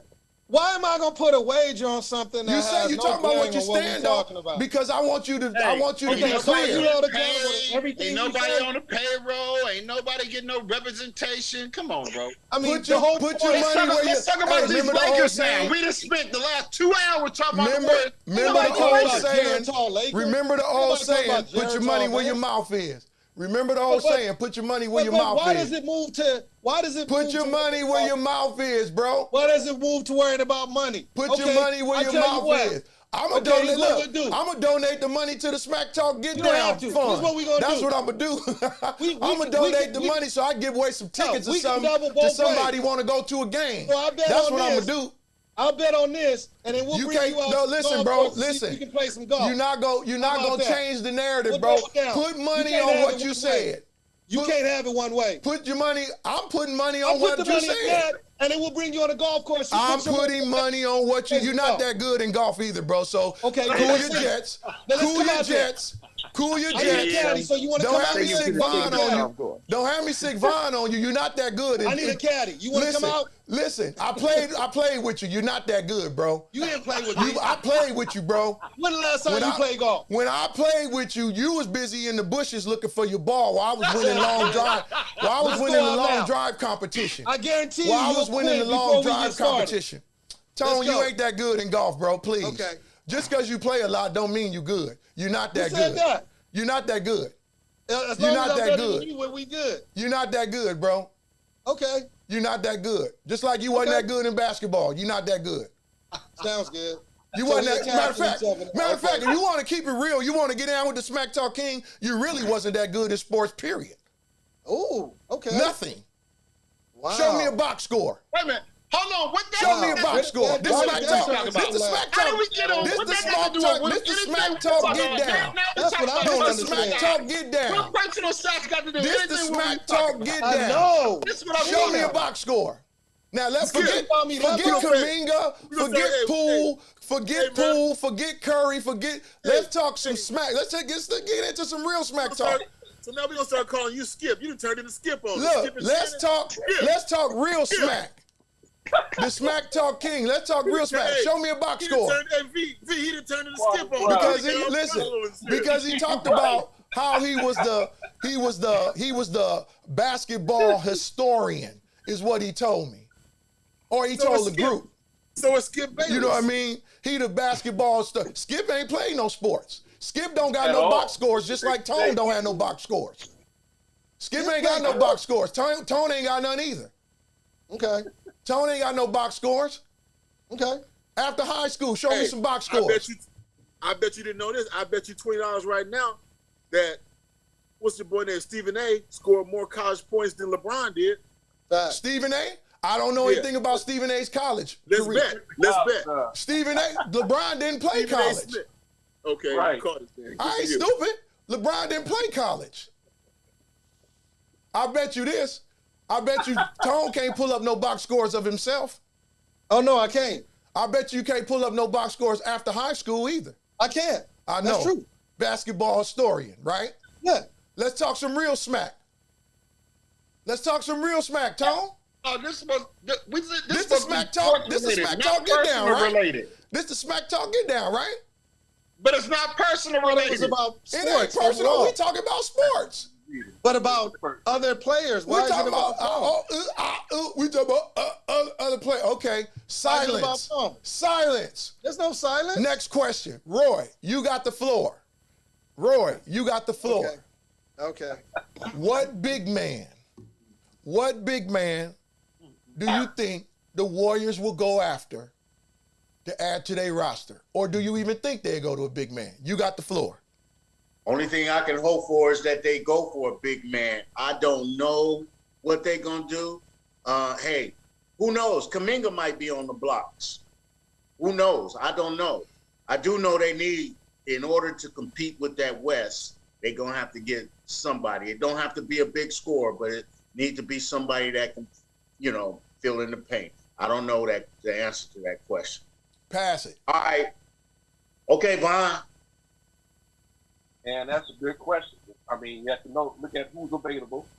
There's a lot of options. They might fill that with a veteran minimum, and then you have to see who's available for that, and how that works in the Warrior system. So that's what we need, but it's kind of hard to determine. With the Warriors, kind of hard to predict who they may go at. Gotcha. Maybe, you know what? I don't mean to. I know Brooke Lopez was his name been floated out there, but they need something. So, Pass it, Vaughn. Go ahead, Rack. Take it, bro. This what I hope they do. Warriors like to develop from within. So the Warriors are not going to waste any money on any draft choices on unknown, unproven players. Now, they drafted that 7-foot dude, the second to the last pick of the draft, and he came out and said, "Y'all gonna pay." Basically, what he said. All the teams that passed on it. So right now, he got a chip on his shoulder. So he's gonna go into camp trying to prove himself, and he might fuck around and turn out and be something. My hope is that they use Kuminga as a 5 in some points of the game because he's grown to 7'2". Can't nobody guard. There's no center in the league that can guard Kuminga. Not one. Wait a minute. So You said there's no. What'd you say? I didn't catch There's that. no center in the league that can guard Kuminga. If Kuminga comes out to the 3-point line, remember when the Warriors won, they had all the centers. They would pull them out. Yep. And Clay and everybody else would cut. So if they could put Kuminga at the 5 in certain situations to pull the big man out and then let it open up the middle, that might work. Brook Lopez, he works because he shoots a 3 and he's big. Me personally, I'm bringing back some cheap old ass person like Dwight Howard and use $250,000 on 6 fouls a game. You know, I'm not wasting a bunch of money on a because the Warriors. Bring back McGee. Yeah, well, McGee wants too much money, but they should have never let McGee go. But my thing is, the Warriors don't need a dominant big man. They just need a big man, somebody just to take up space with some long arms. That's not the Warriors' game. They didn't win with a big man. They won with small ball. I agree with you to help to give Louis some help, and that would work. I got stats after high school. Thank you. Ain't it nice, Rack? Ain't it nice, Rack? Pass it, Rack. Roy, did Roy go already? Roy already went. Yeah. Who didn't go? Vaughn went. Don hasn't gone. OB hasn't gone, and Tone hasn't gone. We're gonna go to Tone. Right on, E-Rack. You got the floor. Bottom line is, they gonna wait. They just cleared cap space.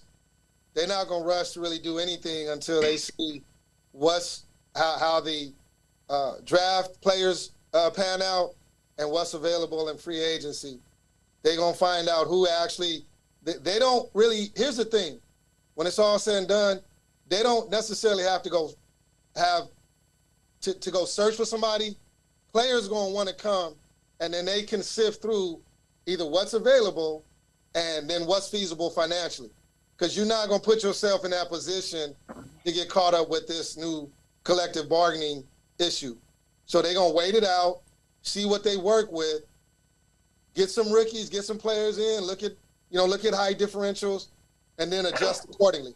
They're just gonna wait that out and see who actually wants to come to them because they still intact.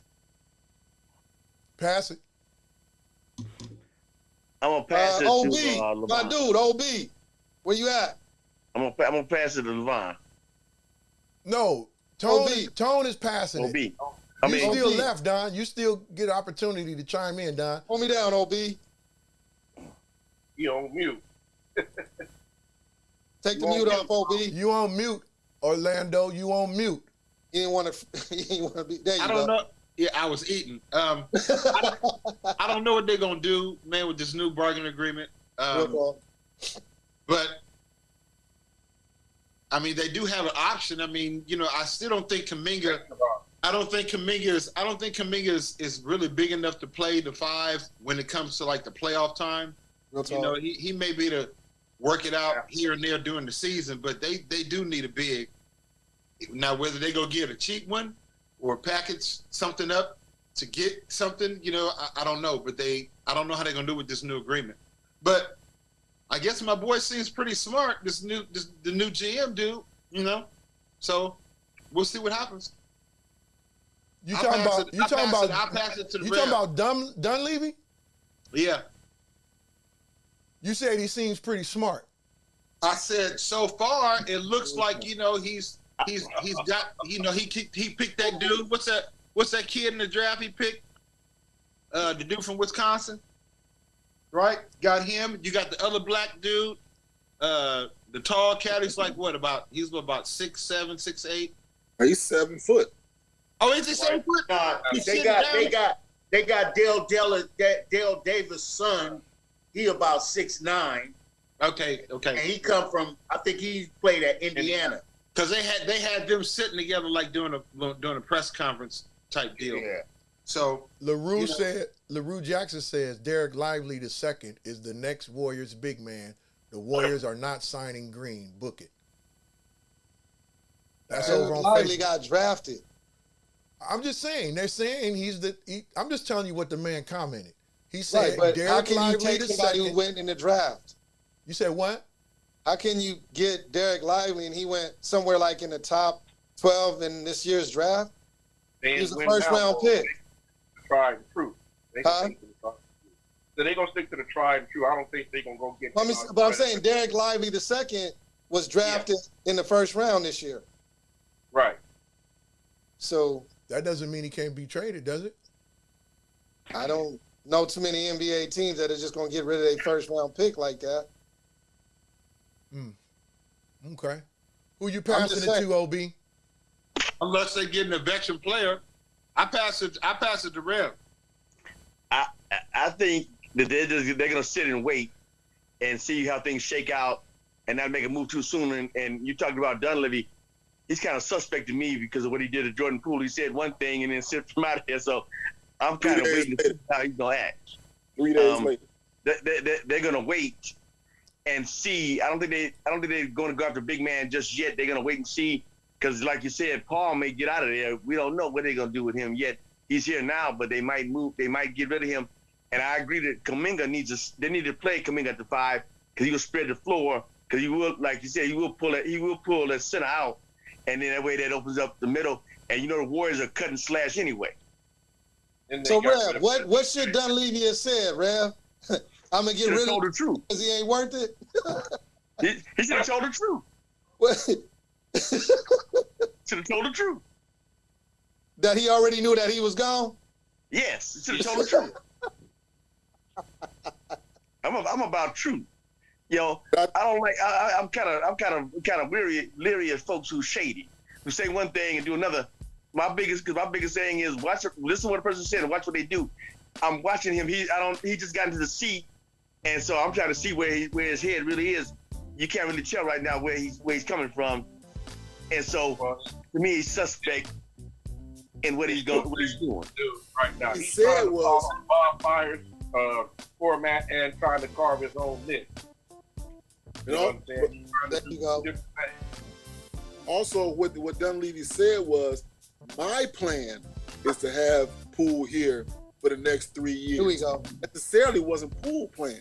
He might have felt that way. Had a conversation with Poole. Poole said all the wrong things. He was like, "Oh no, this brother got to go." Hey, Rack, Well, you- that also wasn't Joe Lakers' plan. Right. And that's the owner. Well, let me ask you Because this. Go ahead, Rack. They don't have to pay that salary. It's Let me- just You like would with, think all that be hashed out before he let him go. I would think they knew that well above before time. well, it's just like the controversy when they got rid of Wise and they were saying Kerr or Myers wanted to keep him, and Kerr wanted them out, or vice versa, whatever. Then Steph Curry was in win now mode, so it's a whole lot of different factors that go into whatever they do. Let me ask you this. So how do we know Jordan Poole didn't go in there and tell him he wanted to be traded? Right. We don't know. Jordan Poole might have said, I don't want to play with this guy, or I don't want to play with the team, blah, blah, blah. Whatever the case may be, get me out of here. I don't think it's more that. I think it's that Jordan Poole didn't want to come off the bench. He wanted to start and go somewhere and start. He's gonna have to wait, especially if Curry's gonna be there. Who knows what's gonna happen with Clay? Maybe he signed. When is that gonna open the door for Poole to come out and start? It's not gonna happen. So the writing was on the wall already. I just think that he was, he needed to get out there and start. He excelled when Curry or Clay wasn't in the game. I mean, when they was out for a significant time, he was starting. But coming off that bench, he had issues. Yeah, well, like I always observed him as coming in the game, thinking that he had to make a play all the time. And he didn't have to do that. He needed to be the point guard to control the offense. And he's not that. He's a scorer. He's a scorer. He's not a point guard per se. He's kind of like I guess you could say a combination. I mean, he got dribbling skills, but I just felt like he tried to do too much And that's what got him in trouble. He was trying to make too many things happen instead of playing within the offense. To fit in when Clay and Curry is on the court. So yeah, it's just crazy, man. So I think he's more suited starter. So back to the Chris Paul situation. So people got mixed feelings about Chris Paul. Some people say, oh, he's too old, he's gonna get hurt, blah, blah, blah, blah, blah. We touched on it. Y'all think that he may be trade bait or whatever to go out and get somebody. Of course, we don't know who that is. I'm thinking they need to go get Brook Lopez, man. You know, I think Brook Lopez would be a good fit for the Warriors offense. You know what I mean? LaRue Jackson says Draymond Green's name has been floating with teams like Detroit.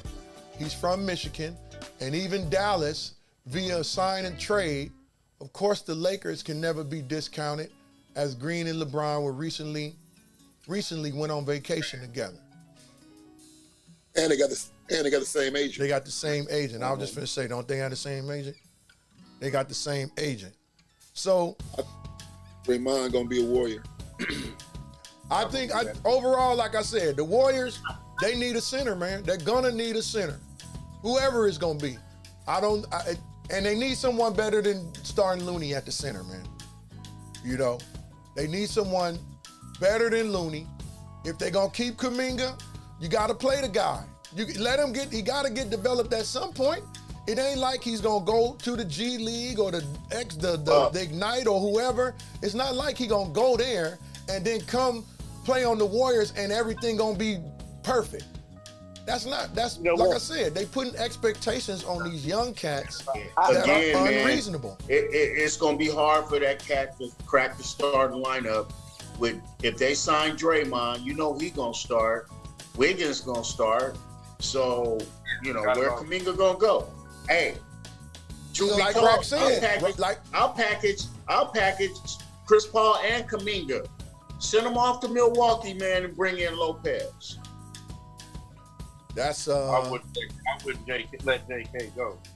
Yeah, I wouldn't let Kuminga go. Start Kuminga at the 5. Nah, you can't play 5. What'd you say, Rack, about him playing 5? That means the Joker got to go guard him, right? That's on offense. That means Big Cat got to go guard him. Well, they don't have anybody that can stop the Joker on defense. On defense, they're gonna do what they put Green on him. They're gonna put Draymond on him. Anthony Davis was eating us up on D down low. Well, that's only because that's because there was nobody tall in there. If they played Kuminga and Draymond and Wiggins and how tall you think Kuminga is? They said he's 7'2" now. No, Kuminga. Yes. Go look at what they said about him last week. Yes. Go look at what they said about Kuminga last week. If he's 7'2", okay. Right. That's why I said he's the new KD. But they said he's grown to 7'2". Hey, Rack. Yes, sir. Do you think about it? Because here was a comment. Right now, you know factually, the basketball in the NBA, you don't really have a true center. I mean, you have players that rotate. I mean, it varies. But what they need is some height. If we're going to be specific, they need some 6'9" to 6'11" that can change the way they're defended. And that person averages roughly, they ain't even got to score. They can be single figure scoring, but if they're anywhere from that 8 to 11 rebounding range and they can get up and down the court, that changes the whole mindset with how they defend the Warriors. Yep. You need 6'9" to 6'11". Hey. You get in there and rebound. If they score, it'll be extra. Man, they need a 7-footer. Forget 6'9" and 6'11". Hey, they say that was just that was like an internet spiral joke. That's what I was gonna say, boy. They were clowning. He's still 6'7". They put it out last week that the dude was 7 feet. He's still 6'7". They clown Perkins on that. Yeah. KP said he's 7'2", and that it was a joke. They were just clowning about it. He's still only 6'7". They had my hopes up high. I was hoping to look, room. Free agency starts Friday, June 30th at 6 o'clock Eastern. That's when teams can officially begin negotiating with prospective free agents, although it's common knowledge that these discussions happen throughout the season. That's LaRue giving another comment, talking about this trade stuff. Big ups to John Davis checking in. LaRue Jackson, Ronald Malone is back in on Facebook. Ronald Leggett, what's up, man? Rodney Leggett, I'm sorry. Pastor, come on, join us, man. You can join us. Pastor Leggett says it's fake news. So they did say it, and I guess it is fake. It got me. It got me too. I heard it. I seen him talking about it, and I'm like, dang, that dude grew like that. But that's something. That would be crazy. But in 3 months.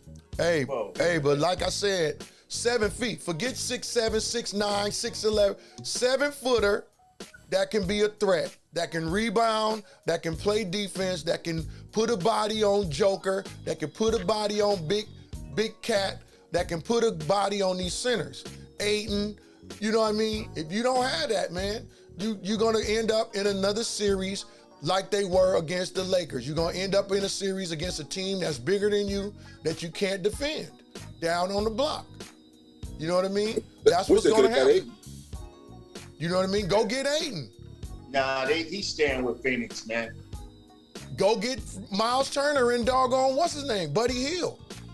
Hey, I'm saying it's gonna have to be at the. We don't need no Buddy Hield. Didn't somebody already pick up? The Warriors got 10 guards right now. 10 people listed at We guard. don't need Buddy Hield though. We need a big. Miles Turner What Buddy Hield gonna do for us?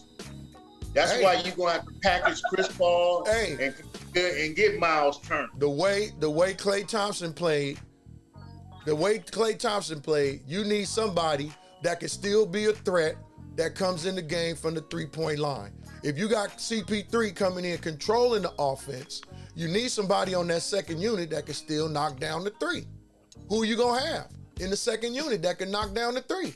That white boy they just picked up from Wisconsin?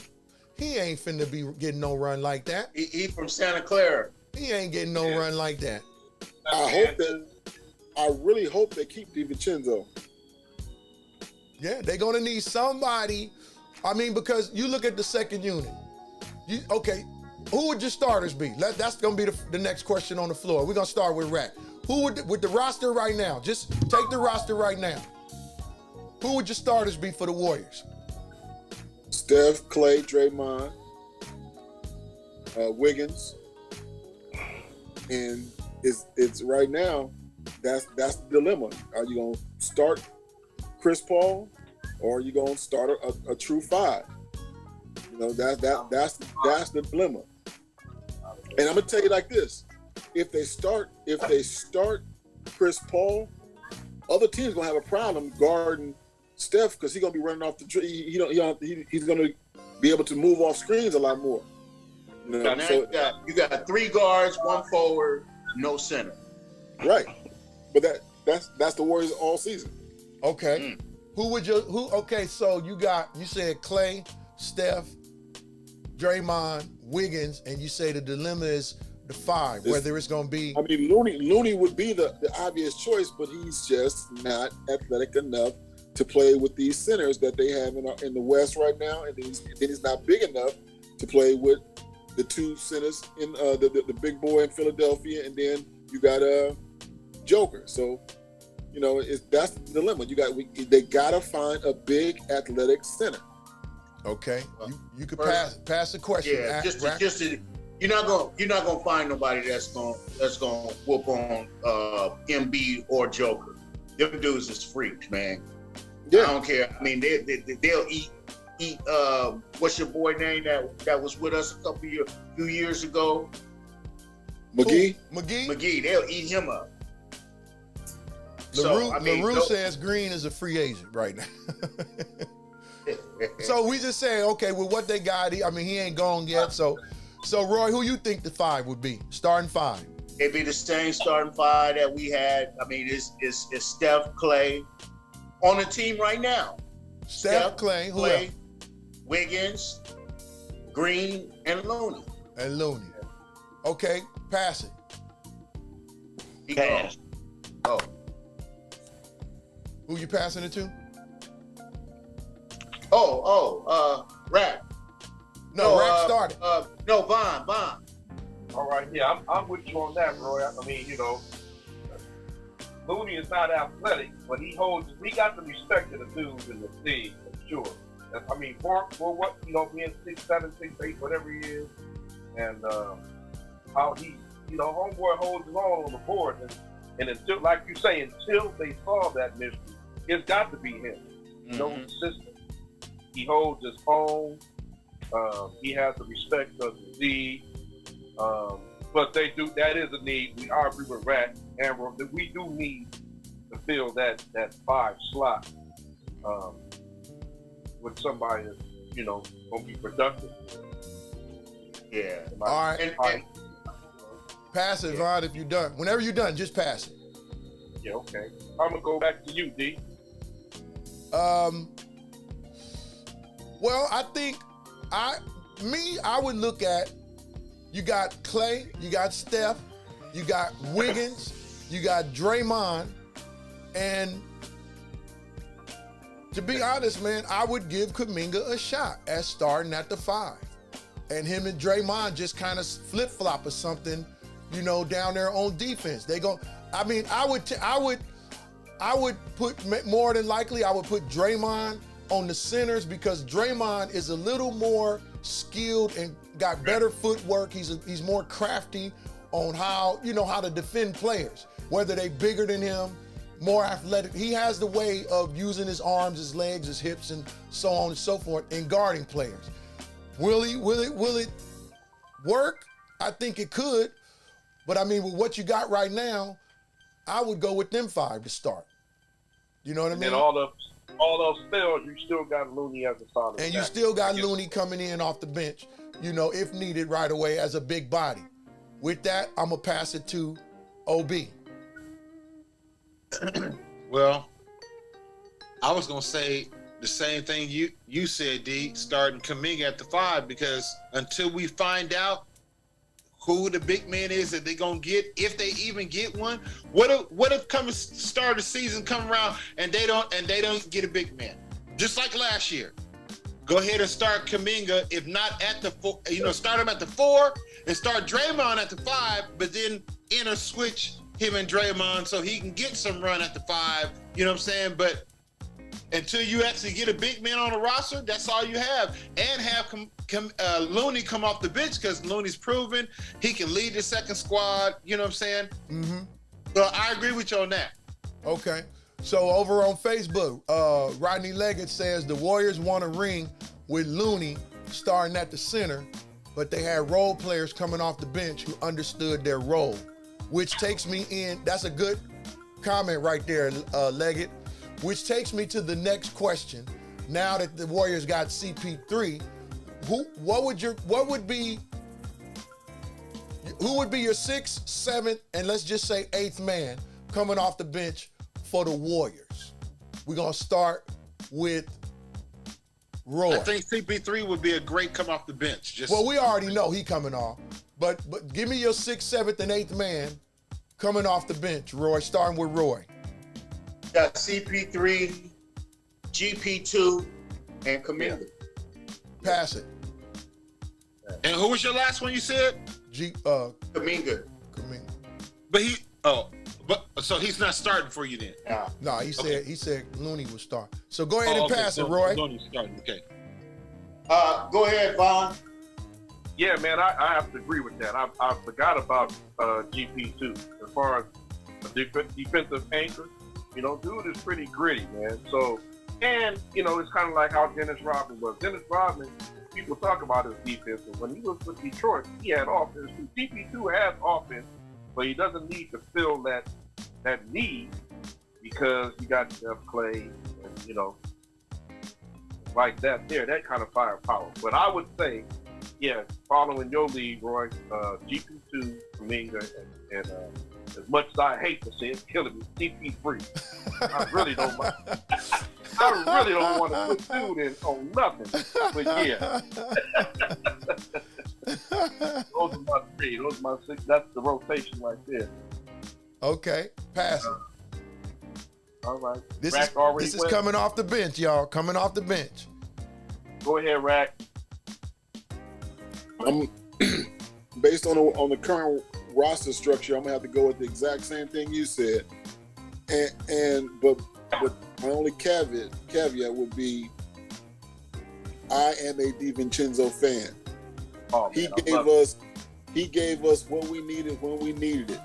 So we gotta figure out a way to make sure that he is in the rotation. Sir.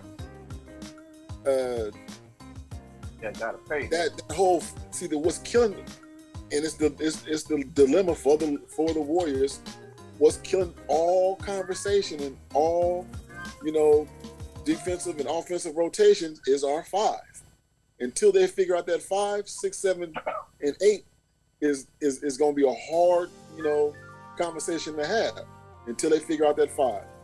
But those are my 3. Is I'm with VL and Roy. Word up. Right quick before we go to the next person, big ups to John Davis checking in over on Facebook. DJ Savage, I see you in the building. And Ronald Leggett went with CP3, GP2, Moody, Jonathan Kuminga, and a big man. He talking about the second unit. That was his second unit 5. CP3, GP2, Moody, Kuminga, and a big man. Go ahead and pass it, Rack. That's just interchangeable depending on what you need, though. Because I forgot about Moody. He's good punch offense off the bench, but you might need defense. So it just depends.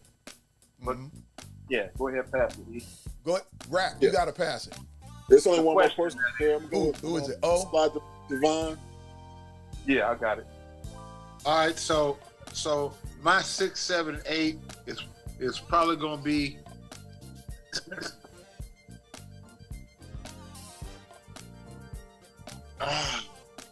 Come on, you ain't the general manager. I got Kuminga in my starting 5, so I gotta have Chris Paul coming off. I gotta have Looney coming off, and that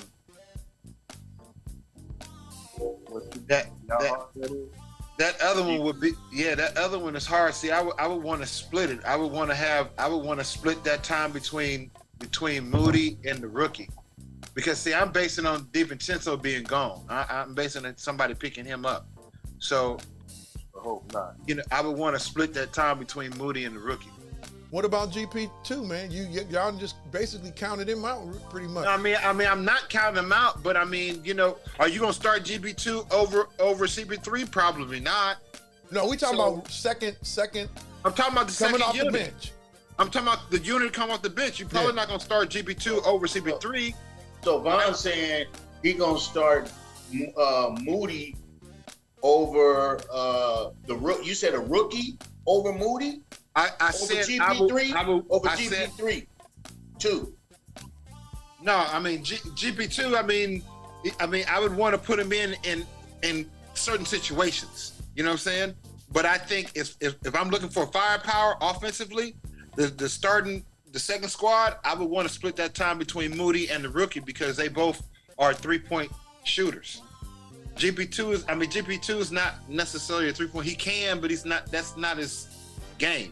But that's not his role. Moody, that's what he does when he comes off the bench. He shoots 3-pointers. And I really like this rookie, man. I know he ain't proven yet, but I really like this rookie, man. You know what I'm saying? And he can shoot the 3. So coming off the bench, I would want to split him and Moody's time. You think that rookie gonna have that kind of an impact?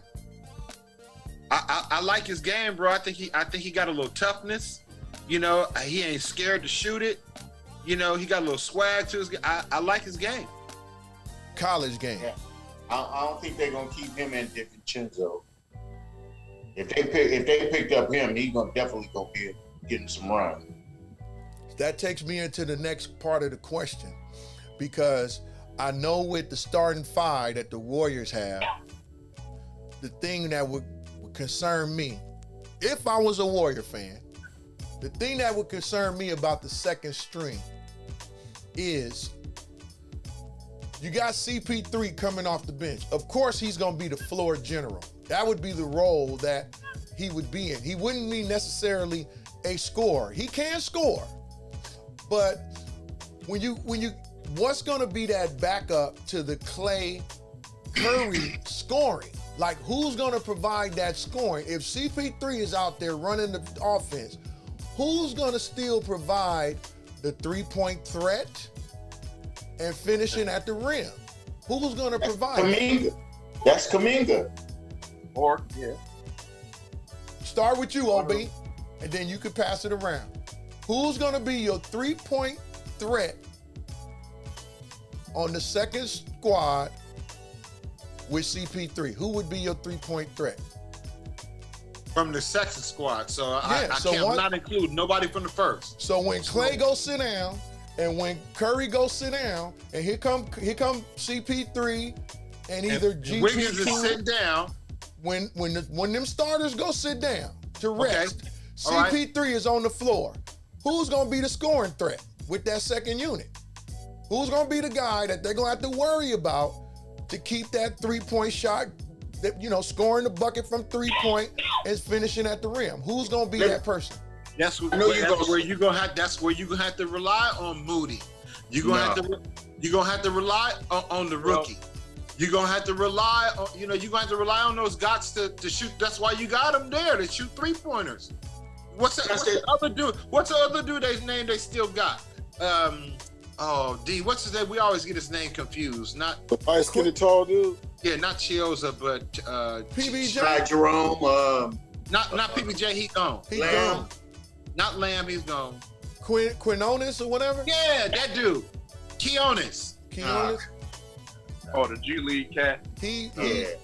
like You I know. said, They ain't listen, got- now hey, listen. They ain't got rid of him yet. But listen again, listen to the question. Lamb is still here. Clay and Thompson and Wiggins and them is on the bench. All three Who of else them, they got on that? Who else they got? bro. No, hold on. I think y'all missing a point, man. You said they who's gonna he play with the he don't pull all three of them cats out at the same time. I know, I mean, but I'm maybe just trying not. to answer D's question. Maybe Who- I'm not. If you pull out all the starters and you got Chris Paul leading second unit, who's gonna be the scorers out besides Chris Paul? I just said Moody gonna have to step up. The young rookie they got gonna have to step up. Keonis going to step. These guys going to step up. Who else you got, D? Who else is on the roster that you got? You a Warrior fan? I don't know. I'm just come on, bro. You know what I'm saying? Hey, bro. Don't forget about Jermichael Green. He had some good games. Yeah, and like I said, my question is generally, it don't have to be one particular person, but I'm just saying, when those guys go sit down, like I was saying earlier in the show, you know, some of the things that I've seen in the Warriors this past season, especially on the road, when they would lose those road games, the Warriors would get a 10-point lead. Curry goes and sits down. Of course, we already know how Poole played. Poole would come in, turnovers, that kind of stuff, right? Mooney moves, get past the ball, 5 seconds left on the clock. All that stuff. So, me thinking, well, if they had somebody that could come in the game and keep up that flow, be that same, not the same, but something close to what Curry is, because, you know, cats is worried about Curry. Hitting the three, getting in the groove, getting hot. They worrying about that when he on the court. Now, he go sit down. Here comes CP3. They know he the floor general. Who gonna be that person that they gonna say, look, you gotta get on that dude because he can light it up too. Don't let him get hot. Rack did say DiVincenzo. That would be the person I would go with if he was still there. But, you know, DiVincenzo might not be there. You know what I mean? Because DiVincenzo want his check. And I'm banking on him not being there. So who's gonna be the next guy? so right? who gonna be that guy that they gonna say, man, we gotta get on him because they already up 10. We don't want them to go up 18. And then here come Curry coming back in with an 18-point lead. Because Curry come back in and hit 3 or 4 threes. Then you down what? You down 25 now. So that's what those are scenarios I'll be looking at. Like, who's gonna be that person with CP3 that CP3 can get the ball to, that can still put up them be a threat, basically. That's where I'm at. You know, Moody is capable, bro. All them dudes can play. Yeah. Moody is capable. But like Roy said, they're not gonna pull all them dudes at the same time. But to go with your scenario, like I say, it would have to be Bowie, Kaminga, guys of that ilk because of the positions they play. Because the ball is still going to move. It's going to move at a slower pace with you that now. But, all those dudes are capable given, like you were saying, given the opportunity. It's going to have to be there. Who else they got? Well, like Roy, you made the good point about them not bringing everybody in. This is something I was thinking. People don't give Wiggins enough credit from that three-point line. Wiggins can hit the three-pointer when he get in a groove. I think Wiggins' game kind of gets misconstrued when he starts trying to do what Curry does or what Clay does. He has his game. If he stick to his game, he can shoot over most guards. He can post up most guards. You know what I mean? So I think that he could be that three-point guy with the second unit. But of course, you got to kind of manage those minutes to where maybe if he starts, he plays the first 3 or 4 minutes of the game, you pull him out. You know what I mean? When you sit Curry, you bring him back in with CP3. You know what I mean? So he can be a three-point threat. Because to be honest, like I said, I ain't no Warrior fan, but Wiggins can shoot the three. When he's on and when he's in the flow of the game, and when he sticks to that, he can knock it down. You know what I mean? I'm just saying, and to answer your question though, right? Because Wiggins is on the bench. Well, Roy said they probably will never have them all three down there. So the managing the minutes would be key in how you're gonna play your second string anyway. You know what I mean? So like I say, those 5 start. Wiggins play 3 minutes and go sit down. Right? Yeah, usually they'll play. No, I hear you. I was just trying to hypothetically answer the question that you asked. Yeah. To be honest, I wouldn't want nobody on that court. None of that second unit to be without a Steph or Clay or Wiggins. You won't find, and you ain't gonna find it like that. And it would never happen. Y'all know that would never happen. But again, I was just trying to answer his hypothetical question. Yeah. Well, every second unit has that guy. Look at Denver. Denver had that guy that could come in on the second unit and people was worried. Or he made them worried. Who? Look at that knucklehead Brown, man. He played over his head. I ain't never seen that dude play that well. Brown. Oh, when he played in Miami, the little white dude? Yeah, that dude, I was like, when this dude started playing like that? But he became a threat in that series. But he was in the game. He wasn't in there with a bunch of second unit dudes. Well, I'm just saying, I understand, but I'm just saying, every second team got that one guy. They come in and you be like, hey, man, that dude, hey, you gotta have to watch him. I mean, look at Reeves for the Lakers. That's what Poole was supposed to be. Oh, yeah, exactly. But like I say, Poole just seemed to have. He couldn't play that. He wanted to come up. He wanted to start. He wouldn't let the game come to him. He did it, but he ended up starting. Yeah, Reeves worked his way into a starting position. But you got teams that have that. You know what I mean? And when Poole got that money, he said, I got to roll with this team. And it wasn't a bench player. That's what he said. I'm getting starter, all-star money. So I'm going to come in here and play all-star ball. That's what Poole's issue was. Exactly. Ronald Leggett says the Warriors' second unit has always played slower than the starters, but they made plays and didn't turn the ball over.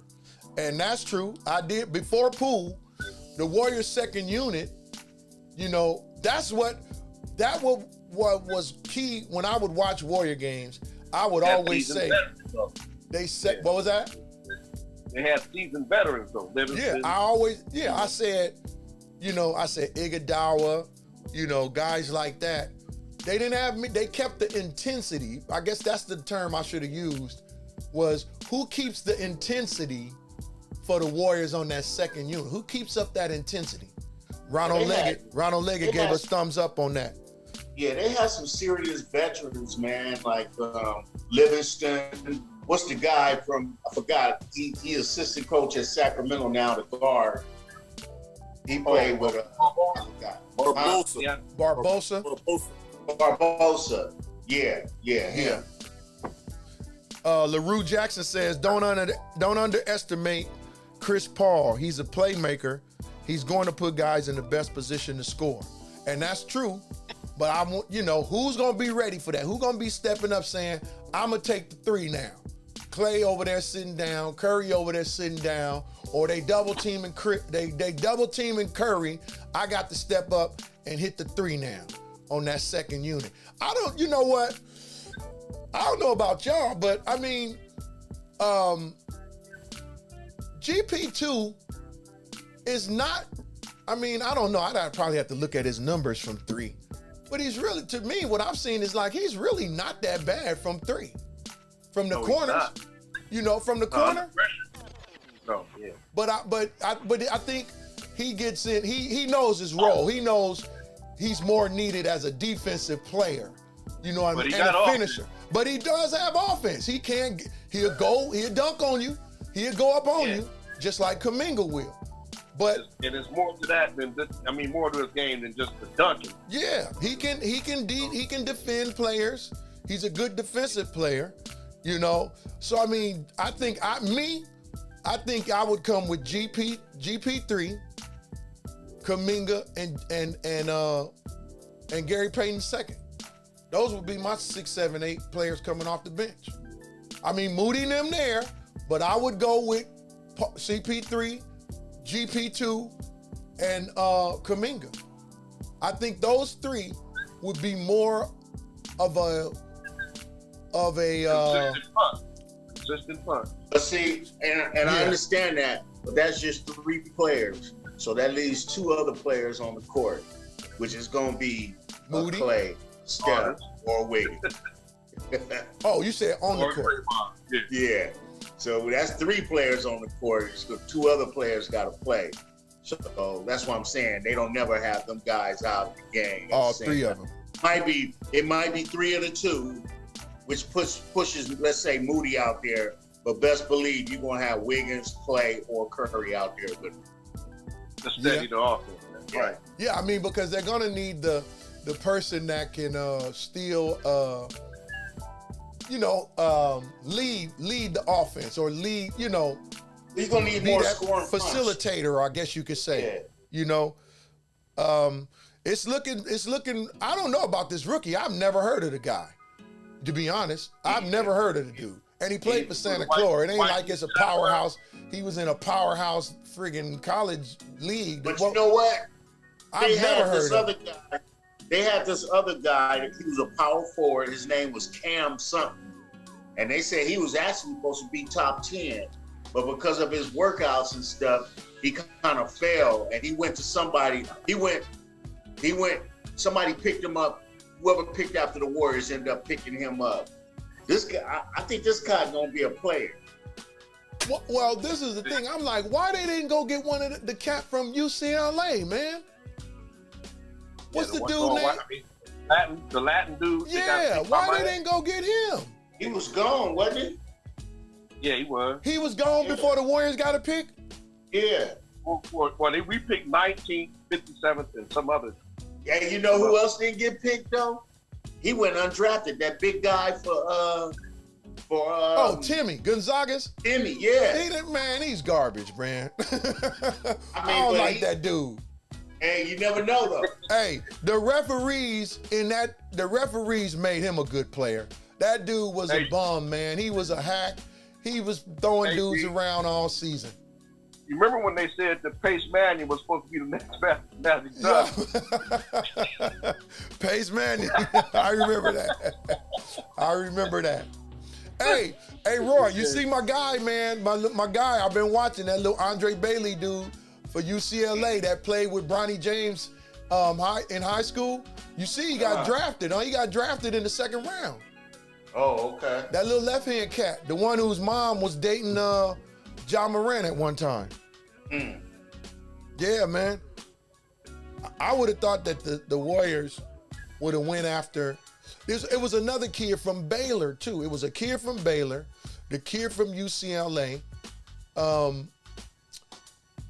And then, what's the guy? What was the center dude? Was that Kentucky? Wait a minute.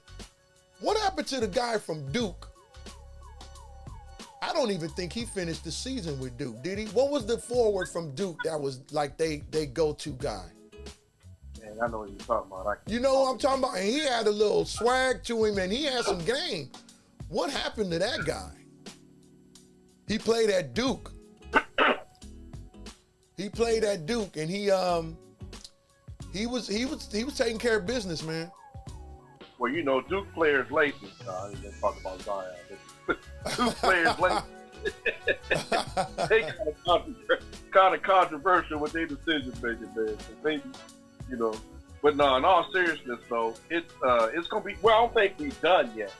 I mean, like we were saying, you know, July 1st is when they can really start filling out the roster. Hopefully, they have somebody sign. Once they get their core guys in, then they're gonna try to look for some interchangeable parts. You know, because part of getting rid of Poole was looking down the line and trying to get Clay signed for next year, because they are heavily relying on that core group. They're gonna beat them into the ground. Yeah, and that's gonna be, you know, that's gonna be tough, man. Down the stretch, man. You know what I mean? That's gonna be tough down the stretch. Big ups to Lawrence Jackson over there checking in. Okay, so LaRue gave us an update. Miami selected the UCLA forward Jaquez Jr. with the 18th overall pick. So he went to Miami? That's what I just said. Yeah, he went to Miami. Okay. Thanks, LaRue, confirming that. Thanks, Von. Yeah, because I didn't know. I didn't even trip on his name. I was like, whatever happened to the dude from UCLA? But that's what happened. He did get picked up. You know what I mean? So good stuff. So, question on the table. What y'all think about Zion Williamson, man? Do you think that his off-court personal business with these women should factor in to him and his play on the court, or factor into the decision making that the Pelicans make regarding him? Yes. It's a business relationship, and unfortunately, it's like a dude. I don't know if you've seen him. I think I shot you the link. A dude, Ticket TV. He's like a gospel. Yeah, I used to join in with them guys sometime. He used to do a live thing like this. And one night he was talking, it's all over for Zion Williamson. And I'm just sitting there saying, but does this dude know that the NBA, just like the NCAA, is a powerful machine?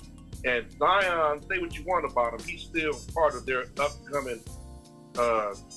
He's still an all-star in the league, so to speak. So, do you think this little chick is doing what she's doing is going to be able to outlast that? And what do you know? The next day, Twitter and all of them shut her down. So, it does factor into it because, people want to buy tickets. They go on the road, all this type of stuff. But,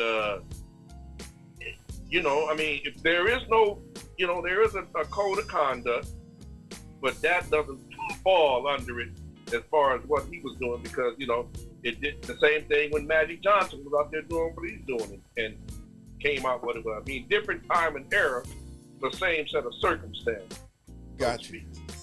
Pass it, Von. Go ahead, E. Rack.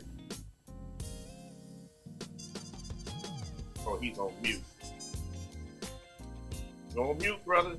You on mute, Rack? He's young. He's immature. Zion Williamson is young. He's immature. He's in one of the worst cities to play in as a young athlete. New Orleans, Miami, Las Vegas are where you don't want to send an undisciplined young athlete. His choice of women, you can just look at the people that's having this issue. Porn stars and IG chicks. Now, if you trip, we as a people and the media have decided that we just gonna dog this brother for dating a porn star, but they thought it was cute. Jimmy G was doing it, and nobody said shit. Okay, so Zion needs to do a couple things. One, he needs to get out of Las Vegas. He can't handle the food. His weight is terrible. He's not disciplined. He don't have the people around him. He's doing this. I don't want to say he's doing the same thing, but Anthony Davis left there for a reason. You know, he left there for a reason. And so it's something about a young person who has no discipline, and those type of cities, they just don't mix. Now, I'm also in agreement with, you don't want to lose the face of your franchise, because Zion Williams is the face of that franchise. And when he leaves New Orleans Pelicans, they have nothing. They have nothing to offer the fans. They have nothing to offer the city. So they're going to do whatever they can to keep him there. They're going to do whatever they can to keep him there. But he himself is going to do, if he is his own demise, they're going to work with him. They're going to do everything they can to keep him. They saw his diet was so bad that they sent his ass where they sent him to Oregon. Yeah. He was in Oregon just to get his ass away to get in shape. You know, so there's a lot more going on, in my opinion, to Zion Williamson than just him fucking some porn stars. You know, bad decision. But he got a lot more other issues. Now, those issues are gonna financially affect him. You know, especially if she had his baby, that's gonna financially affect him. And you know, it may, we don't know how mentally strong he is. You know, based on those text messages and tweets we saw, he's a little bitch, you know. So this off-field stuff might, off-court stuff may affect his on-court play. So that brother got a lot to deal with at a young age, you know. So I'm concerned for him, tell you the truth. All brought on by himself, yeah. Exactly. This is all self-imposed torture. You know, I was looking at those tweets and stuff, and with the way people be doing stuff and be trying to, extort money from folks and all of that kind of stuff. Some of those tweets, man, I was like, man, this doesn't seem like he would be someone that would tweet some of the stuff that she had in those messages. Now, another thing I know is that, a person can take a cell phone. I could take my cell phone and I could put Iraq on here, right? And I could go get on another phone and text that number, right? And have a conversation with that other phone. It looked like me and Rack is talking. You can do that. You know what I mean? I don't know if she's savvy like that, but people do that. People create, look at Durant. He had a what do they call it, his Twitter account? Burner Twitter account. You can have like a burner phone and create another person and go back and forth with them. That could be part of her trying to extort money or whatever. Was he giving the girl money? I'm sure he was, if they having sex or whatever they doing or whatever. Poor decision making on him. Lawrence Jackson say, dude gotta lay off the gumbo. But big ups Lawrence Jackson, thanks, bro. Ronald Leggett says he got turned out by a grown woman. And Lawrence Jackson also says that he needs to grow up and stay on the court. If you done, Rack, I didn't mean to cut you off if I did, but if you done, you could go ahead and pass that to somebody else. We'll pass Devon. It's all good. Go ahead, y'all. Well, you pass it to Devon right now. Okay, but I'm good. Oh, okay. I'm trying to read up on something. Okay. Yeah, it's all bad, man. He, like you say, it's not it's the consequences of dudes' bad decisions. Like Rack said, he's in a town where, his diet choices may not be the best, but then again, that's on him, because like you said, it requires discipline. The type of women that he's fooling with, you can't even say those are a dime a dozen, man. That's just he's young, he's got money, he's got access to a lot of the wrong devices. And if these women, like you said, she might have a burner phone, but it's all reflective of him. And if he is responding, like Eric said, the way that he is to what he's saying, he's you know what I mean? He's got to get better guidance. He's got to, especially when you got financially, what's the word? when you got that type of financial backing at your hand, you need to have better control, because what a lot of folks don't fail to realize is that they don't that money's got to last you. It ain't just right now, it's got to last you.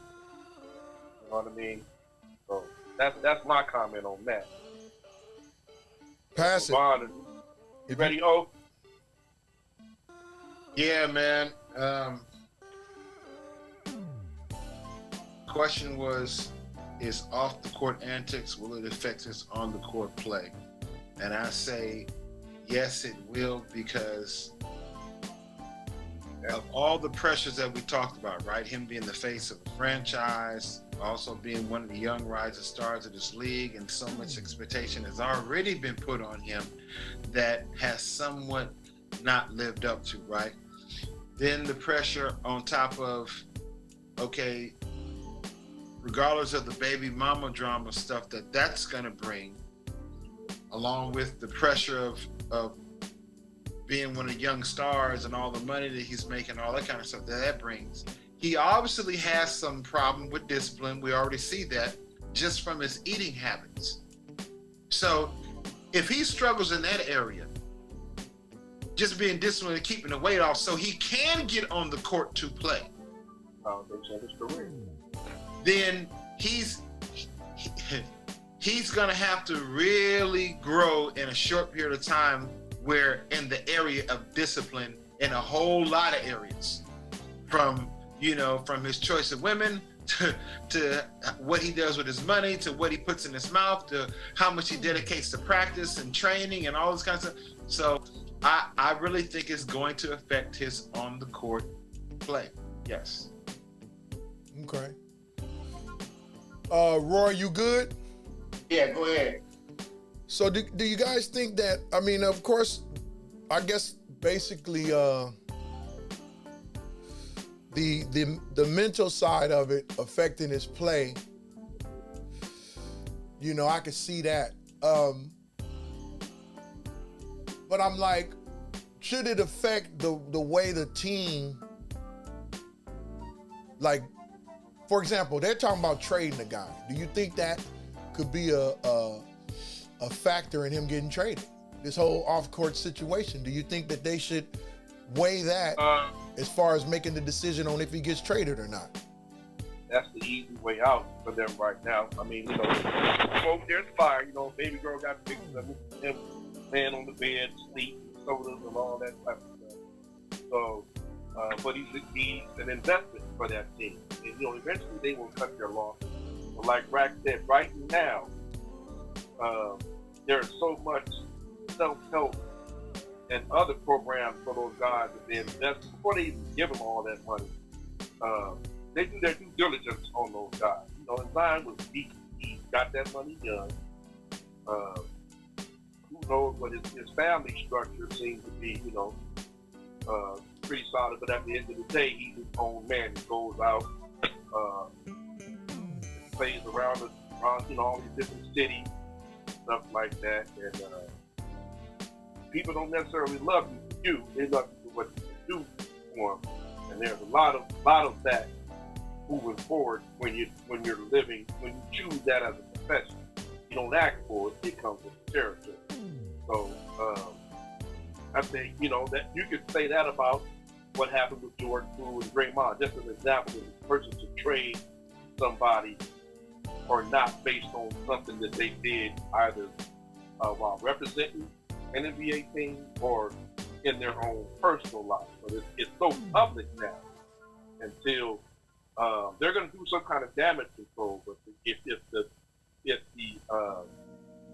the damage is beyond control, so to speak, then they probably will trade him. But then the other part of that is who's going to be willing to take a risk on bringing dude in with that bad publicity and turn around for him and make it a game for them. You know what I mean? Yeah. Got you. Well, one of the things Rodney Leggett says, a lot of these young athletes don't listen to the people around them who try to hold them accountable. that is a big part of what I see going on in the league. They don't have, I don't know where in the world are the folks that are,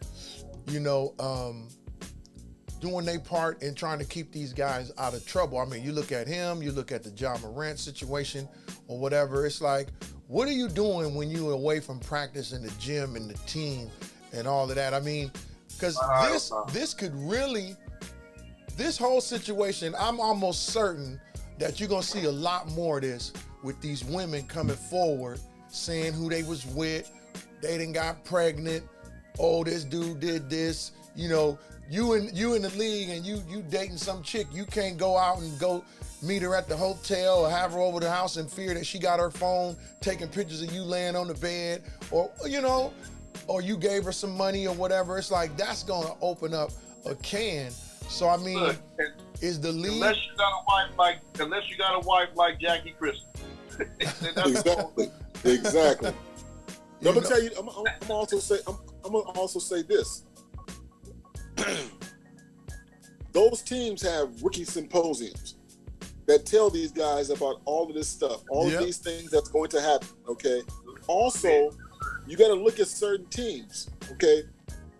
Have we ever seen that in San Antonio? No. Hell no. Pop ain't putting up with that. Yeah. And the culture of the team is not going to put up with that. You don't see it with the Warriors. The culture of the team. Go. Huh? That's why let the young dude that was going to the psychiatrist. That's when they cut his loss loose. 19-year-old dude that was supposed to be exposing himself. Yeah, that's when they let him go, like you said. That's what I'm talking. If you look at New Orleans, they got nobody on that roster who anybody's gonna look at as quote unquote a leader. Zion is their leader. Yeah. Zion and who's the other dude? Ingram. And Ingram looked like, I don't know what's up with Ingram and all them. He looked like he need a. He looking gothic and stuff, man. Like, what's up? He needs to go and to some of the restaurants with Zion and eat shit. I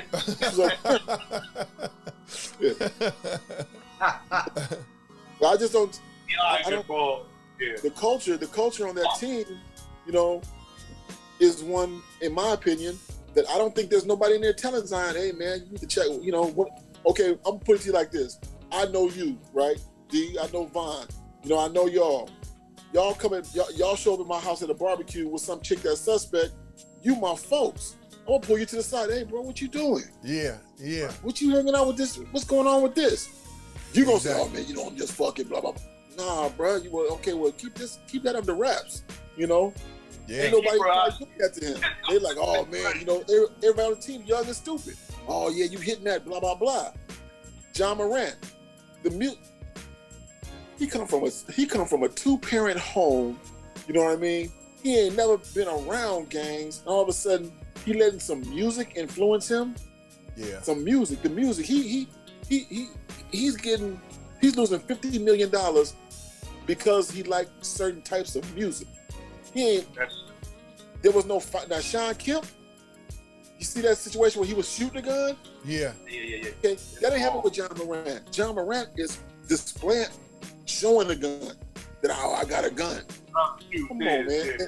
And even worse, the second time when he tried to claim, or it was a toy gun, that's even worse. It was the lie. That means now you're making excuses for your actions. Exactly. Or you talking us, you ain't taking us serious. Right, exactly. Both in both cases. And if I'm a real dude and I know that you John Morant, you walking around with, $100,000, $200,000, $300,000 worth of jewelry on, and you might have a toy gun. And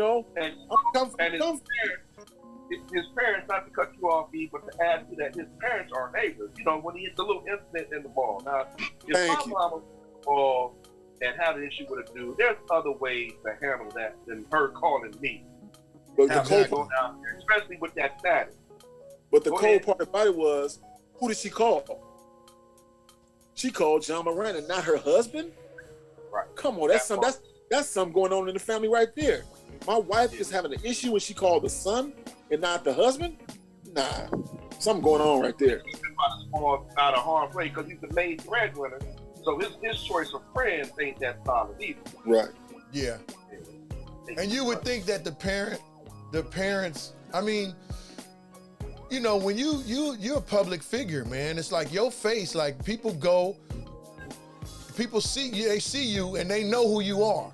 So you at people's, what do you call it? You at a person has access to you when you go out and you just with your friends. It's like you gotta have enough common sense to know that, look, man, anything I do, you know, if I yell at the waiter, guess what?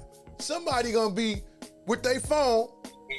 Oh man, I just seen D Minor in this restaurant, y'all. Check it out. He over there yelling at the waiter. You know what I mean? It's like if you get into it with the gas station attendant, somebody whipping that phone out, look, man, they see your car pull up in the hood at the weed spot. Oh man, hey man, is that Big Rat car right there? Oh man, he grabbing a sack, man. Look at dude. You know, you a public figure. You know, people that's how it hits. You know what I mean? Definitely don't let something happen at your house where the police gotta be called to your house or something like that. Then you start getting the big wigs watching you, the TMZs. You know what I mean? You start getting folks like that watching you now. Now every time you come out, TMZ paying some dude a couple $100 a day to sit down the street from your house. When you take off, they following you. You know what I mean? Every day. That's uncomfortable. That's got to be uncomfortable. Every day. So you would think, man, you got to be on your best behavior. If you go back and look at over the years, just take the NBA for instance. You really didn't see, I mean, we didn't have social media, but you never heard of pros out there like that. You know what I mean? You barely seen a picture of somebody saying, oh, there go Jordan. Click, and they took a picture and it hit the news waves. Or it popped up, oh, this guy had a picture of Jordan, you know, at a restaurant. Looks like he was having some problems with the waiter. You didn't see all of that because guys knew, man, people know who I am. People know my face. You know what I mean? Look at when, what makes me think about that is, and I was like, dang, man. Remember when Jordan then went to Barcelona? Remember when Jordan they got the little documentary about that team, right?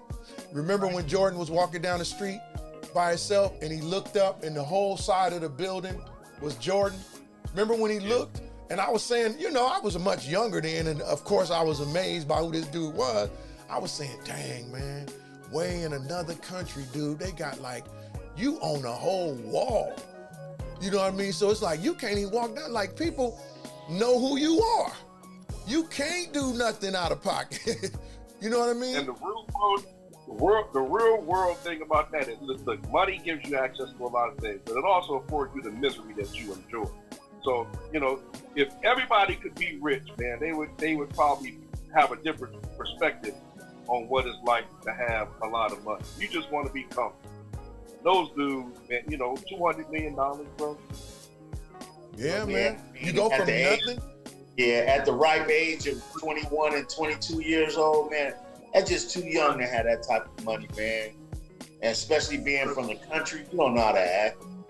And the NFL too, they stay in hotels. The rookies, like the 49ers, yeah, they come up on a bus. They don't drive their own cars to the stadium. They keep a tight whistle on those cats, man. Yeah. That's an unknown fact, but they don't just. It ain't freelance because, like you said, you're turning a 21-year-old over a money he ain't never seen before into a multi-millionaire, man. Right. You know, could you imagine? Just think back when we was 20. Somebody say, "Hey, OB, man, here go $200 million, bro. Here's $200 million." You know what I mean?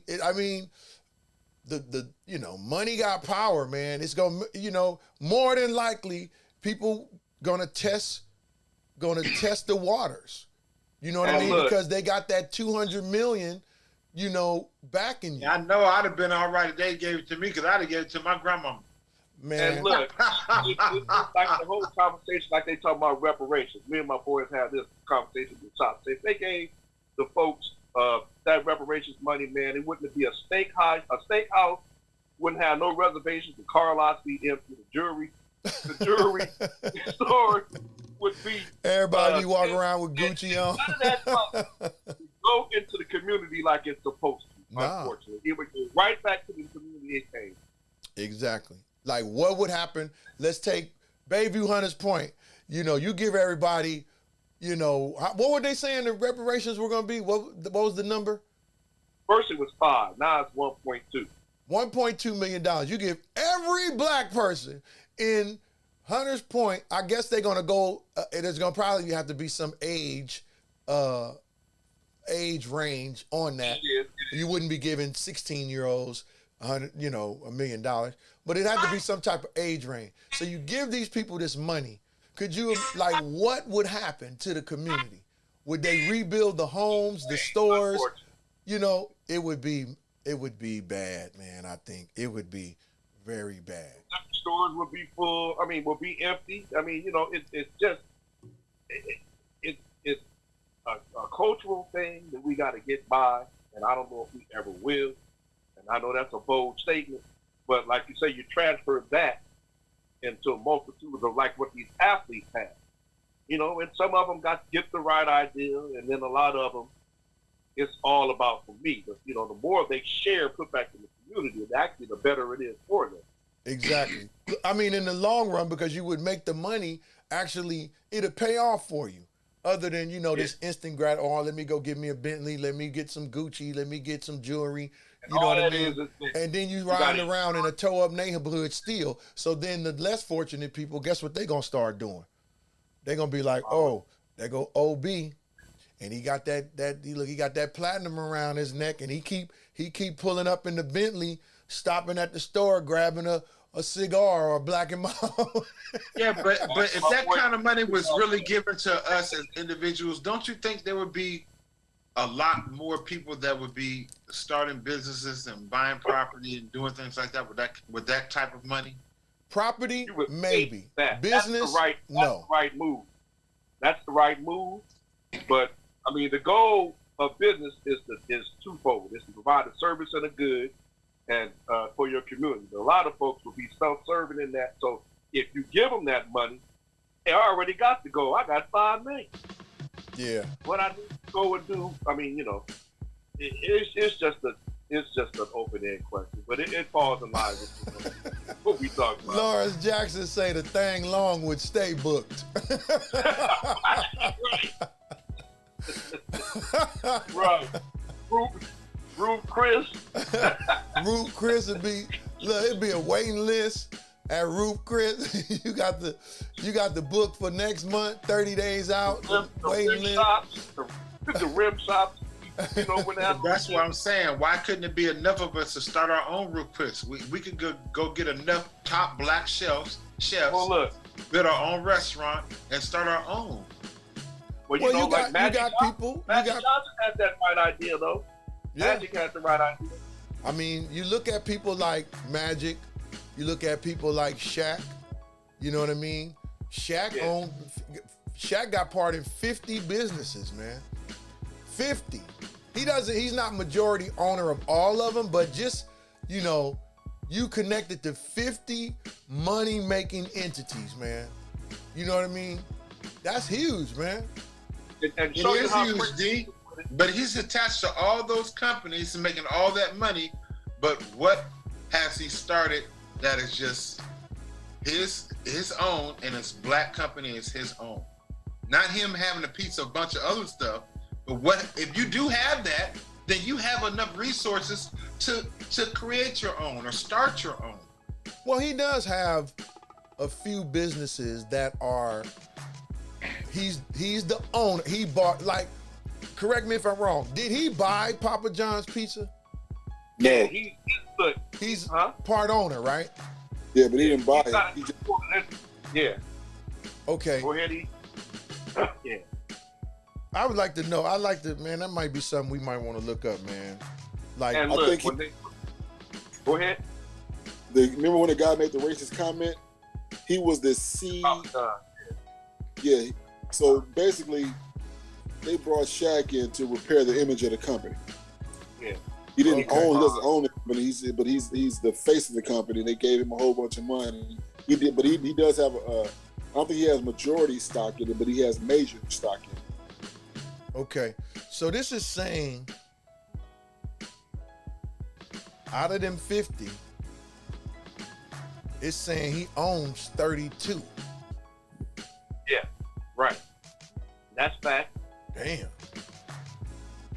And He owns 32. Who owned 32? Shaq? It's saying Shaq. Yeah. It say 32 Controlling interest. businesses that he owns. Gee whiz. Yeah, I don't know. This one say he owned 9 Papa John restaurants. that's good. And that's just around Atlanta. And that's just Shaq. So imagine if these brothers came together and had a summit and took That's all what I'm that saying. You know what I'm saying? And Get Jeez. Shaq, get some of these other brothers that got some money, get some of these actors, get Oprah, get some of these billionaires that got money, and let's come together and let's do something like that. Instead of, want to do charity and you want everybody to see how much money you gave to charity. No. Take that money you gave to charity and go buy some land. Then you take the money you was going to get a charity and you build a building. And you take the money you was going to get a charity and you hire the people. You know what I'm saying?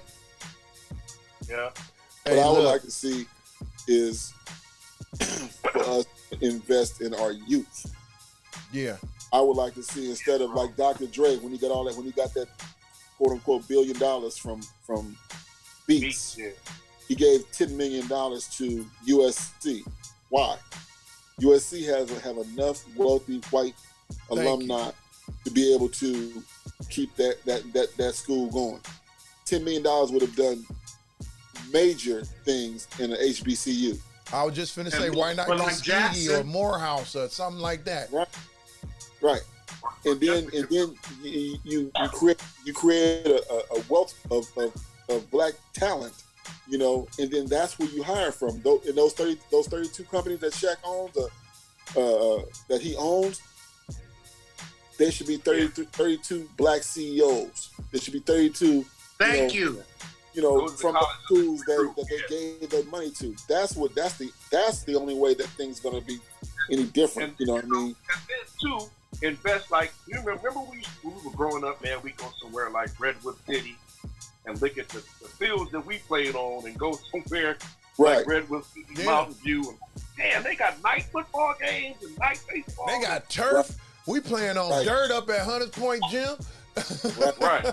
We playing on dirt at this baseball field. So You go to Redwood City, they got that way. artificial turf, a real dugout. You know what I mean? Yeah, Right. man. So, you know what's like I'm looking at this. They're saying that Shaq's first significant investment in franchise was in Five Guys. Yeah. He bought 155 Five Guys and sold them. That's power, that financial. And that amounted to 10% of the company, Five Guys itself. So he basically had 10% in all of Five Guys. He bought 155 stores, man. You know where Shaq messed up? Shaq and he says this often. He says that the owner of Starbucks came to him initially with a proposal for And investment. he turned it said, down. Yeah, he said niggas don't drink coffee. Yep. He Right. turned it down. Yep. Look at this. Papa John's, Imagine- 24-hour fitness, Krispy Kreme, Big Chicken Restaurant, that's in Vegas, Auntie Anne's, Pretzels, car washes. He got 150 car washes.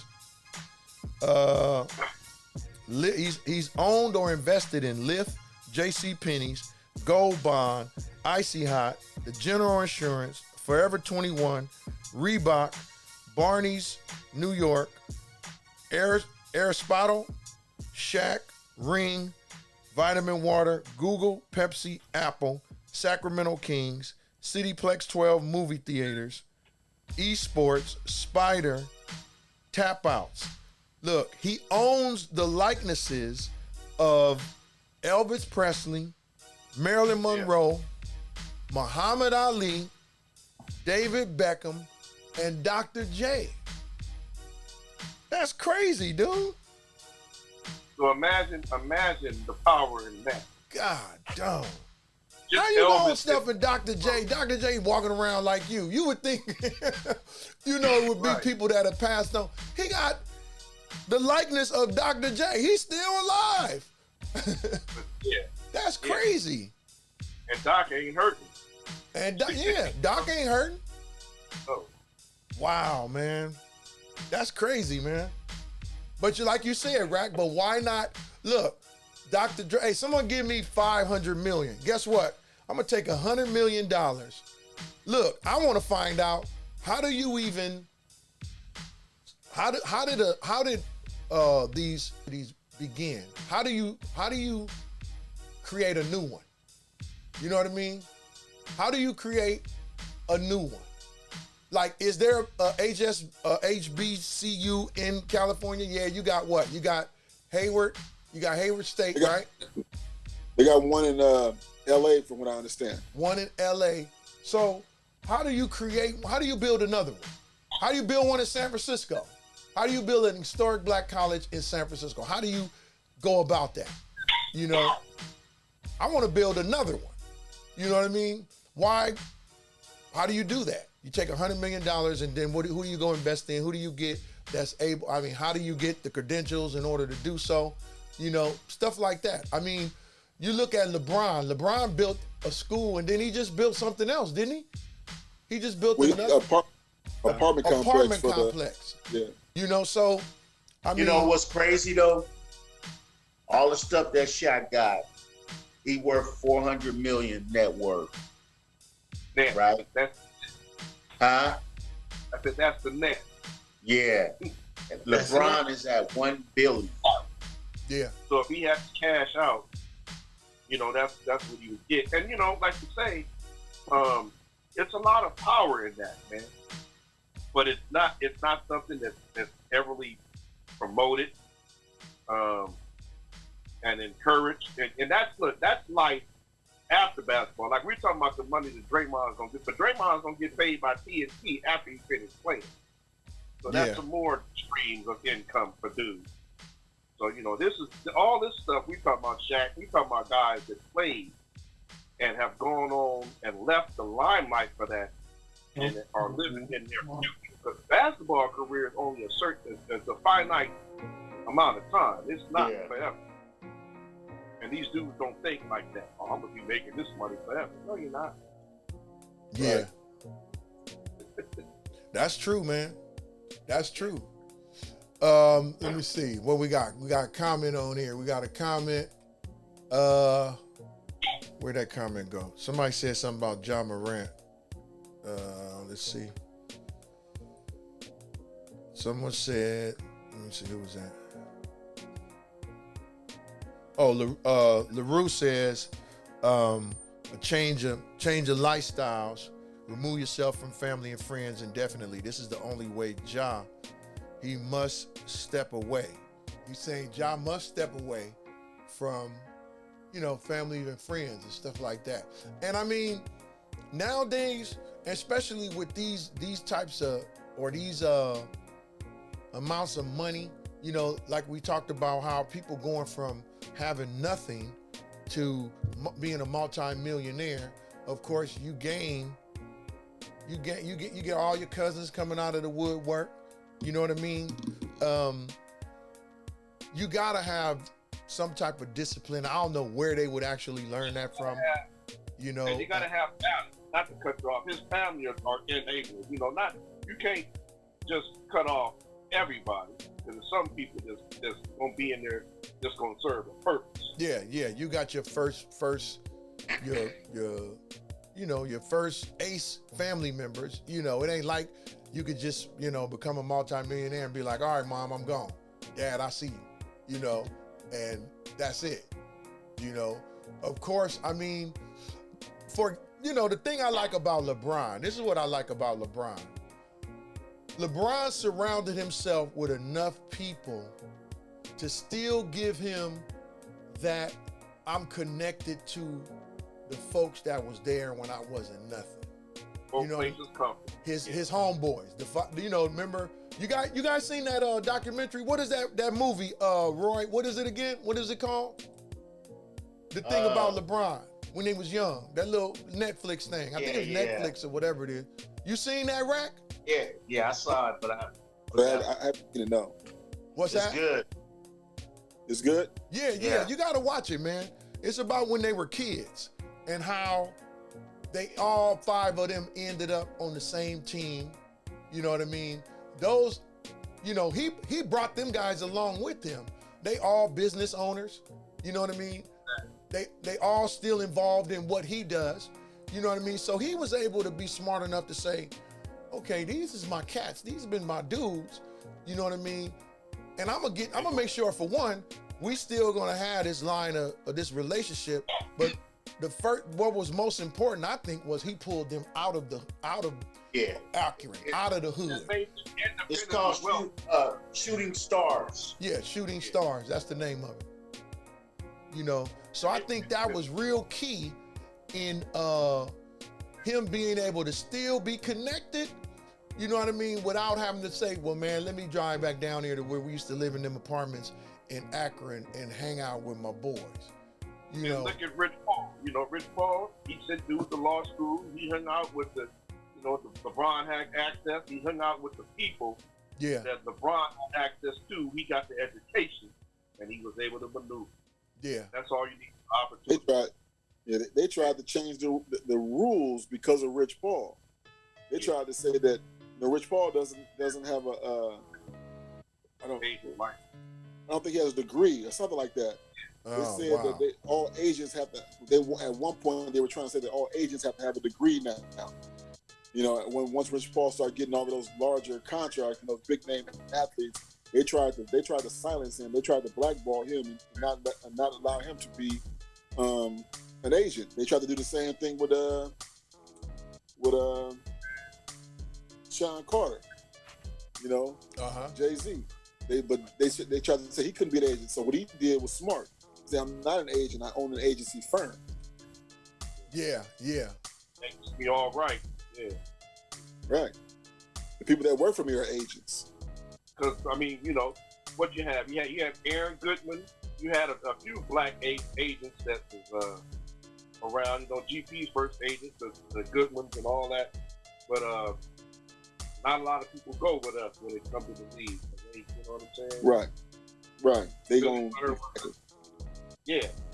We don't trust. It's a stigma. So we know some of our finances. So we still got a chance in this thing, man, if we do it right. I don't never want to give up on us, but financially we can still do it right if we hit it at the right angle. Yeah, someone's gonna have to come along and set the stage for us, man, and make it accessible. You know what I mean? And change is. With us as black folks, I'm gonna just keep it real. Us as black folks, change is very difficult. You know what I mean? Because, first it's instant gratification. We've been treated terribly throughout history. We know that. You know what I mean? Take it out on each other. And that's the thing. Instead of taking it out on, and this is the thing. We don't have to take it out to where we going to jail or getting shot down in the streets or whatever. You want to take it out. We intelligent enough to know. Come on, man. We know our history. We know what we capable of as people.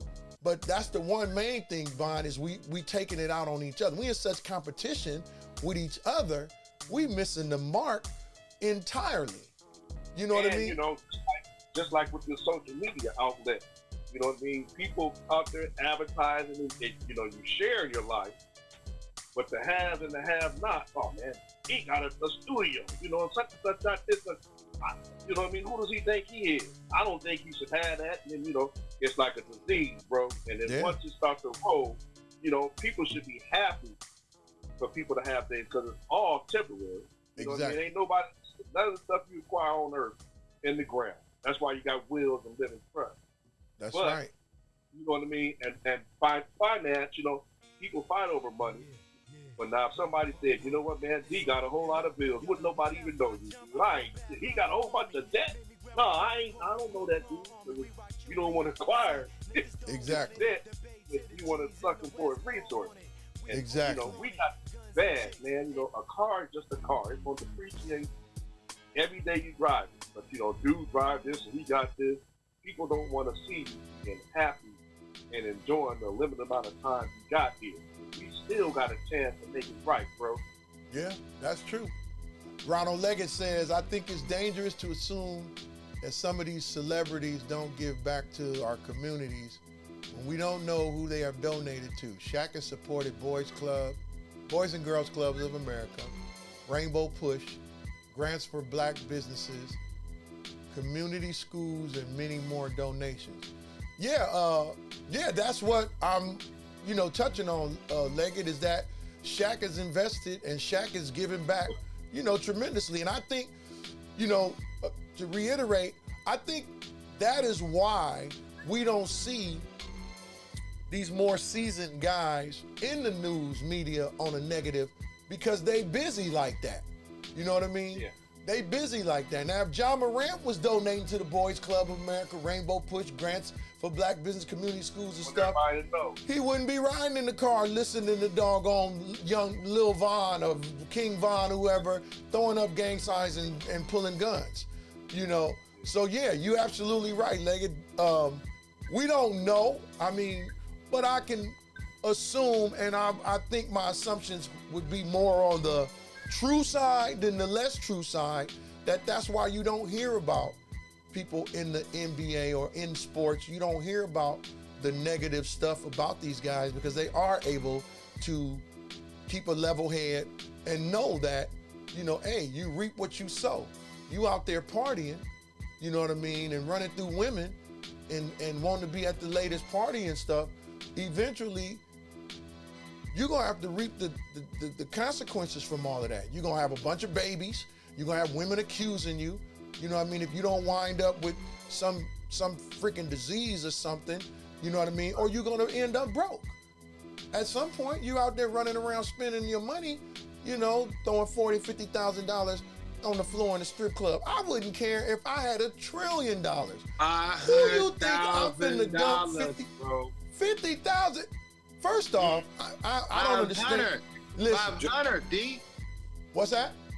500,000. Well, I was on a date and all of that. I'm talking about in a strip club to take 50,000 and throw it up. This is, first off, I don't know about y'all, but even what's the difference? 500,000, 500,000. Even in my younger days, man. Even in my days when I was on dope. When I was smoking crack and drinking every day, to me, strip clubs never, ever was appealing to me at all. There was never anything about a strip club where I would say, man, let's go to strip club, Rack. Let's go throw it, let's go make it rain. That never, when I was in the military, I went to one strip club, one time. You know the last time I went to a strip club? I'm gonna tell y'all. It was Rich Morton. It was either Rich Morton or Alan Stocksdale's birthday. And somehow I was on the phone with Alan Stocksdale, and he said, what you doing, man? I say, oh, ain't nothing. Oh, man, we celebrating. I think he said my birthday, or we either said my birthday and Rich is in town, or he said it's Rich's birthday.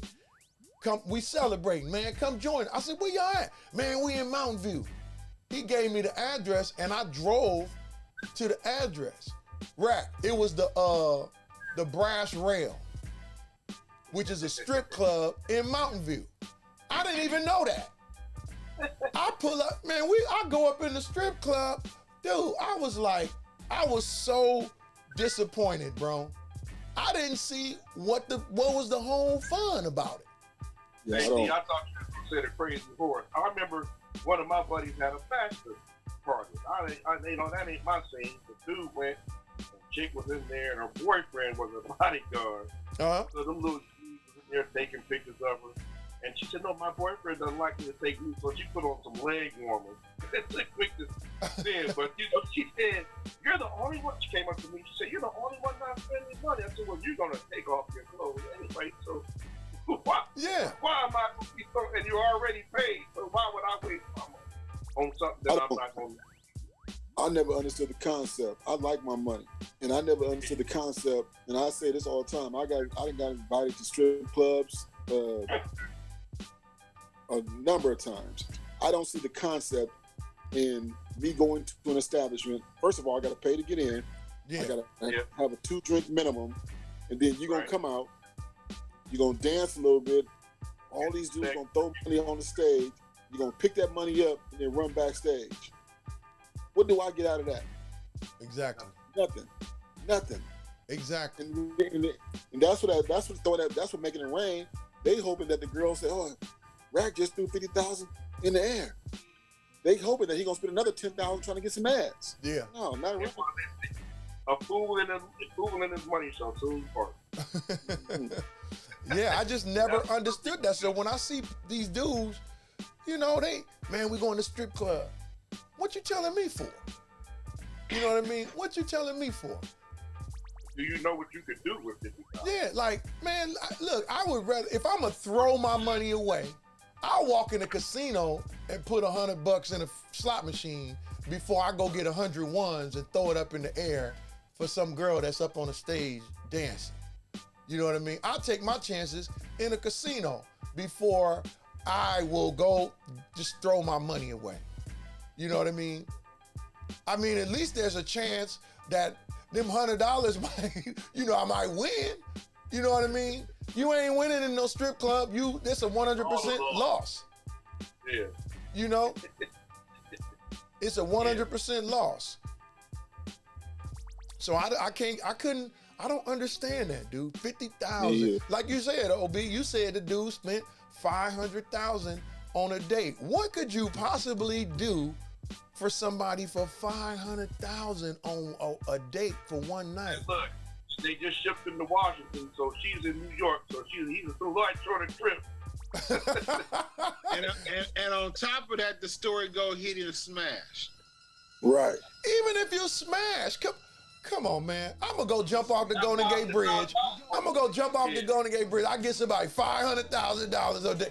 Man, I couldn't live with myself. I'd be like, hey guys, I'm sorry, I'm on live. Boom, blow my brains out. Y'all be like, damn, D tripped out. He just gave some girl 500,000 for a date. Yeah, because in his young mind, I got 140 of them things. 500, that ain't nothing. And he just don't realize. No. That's crazy, man. They broke down Kawhi Leonard's salary the other day. He gets, I think it was like $47 million, right? He lose 20 of that in state tax. Yeah. Then you got to pay federal tax. Then you got to pay athletes tax. Then you got to pay. There's several other taxes they had to pay. Out of that 47, it said he only brings home like 21 million. I mean, I'm gonna say only, but 21 million and 47 million is a lot different. You know, yeah. People, like you said earlier, who's the player? Sean Kemp, for example. 9 kids, 9 baby mamas. That's 9 checks going to 9 different homes. And when you make it a whole lot of money during the season, during your playing years, okay, you might be able to, whatever, pay that, or, your endorsement money paid or whatever. But once you retire, you don't, that money is no longer coming in like it was. And you're still responsible for them babies. Yeah, or that house. Now you're in court trying to get it reduced. Yeah, or homes. Them homes may be paid for, but you figure like this: you go buy a $20 million home, an estate or whatever. The money stopped coming. How much you think it costs a year to maintain that home? Just maintain the home. Keep the electricity on, the water on.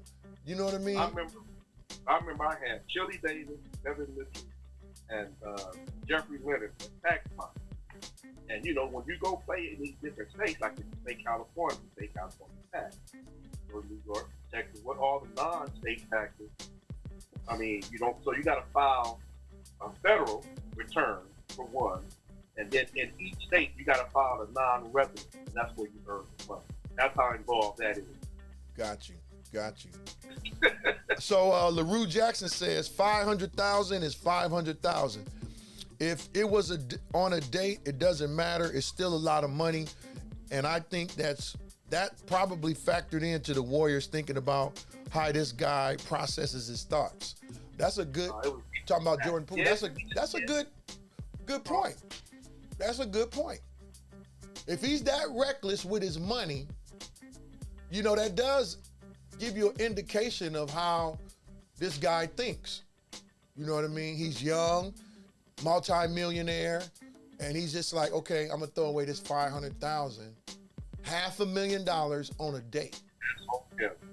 You know, I would question his thought process too. Because could It you doesn't show no imagine? discipline on his part. Could you imagine what I'm sure he got razzed at practice, you know, or you know, I know guys was like, man, you did what? Man, come on, dude. Look, how many guys you think he heard from that probably said, oh man, I didn't spend that much and I smashed. Draymond, no. You know what I mean? Hey, they did it. Hey, the girl did a video on him, dude, and it went viral. Yeah.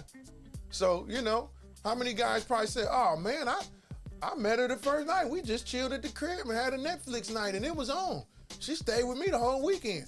You know, the guy, you know, he's young, man. He's young, and the dude just, you know, I think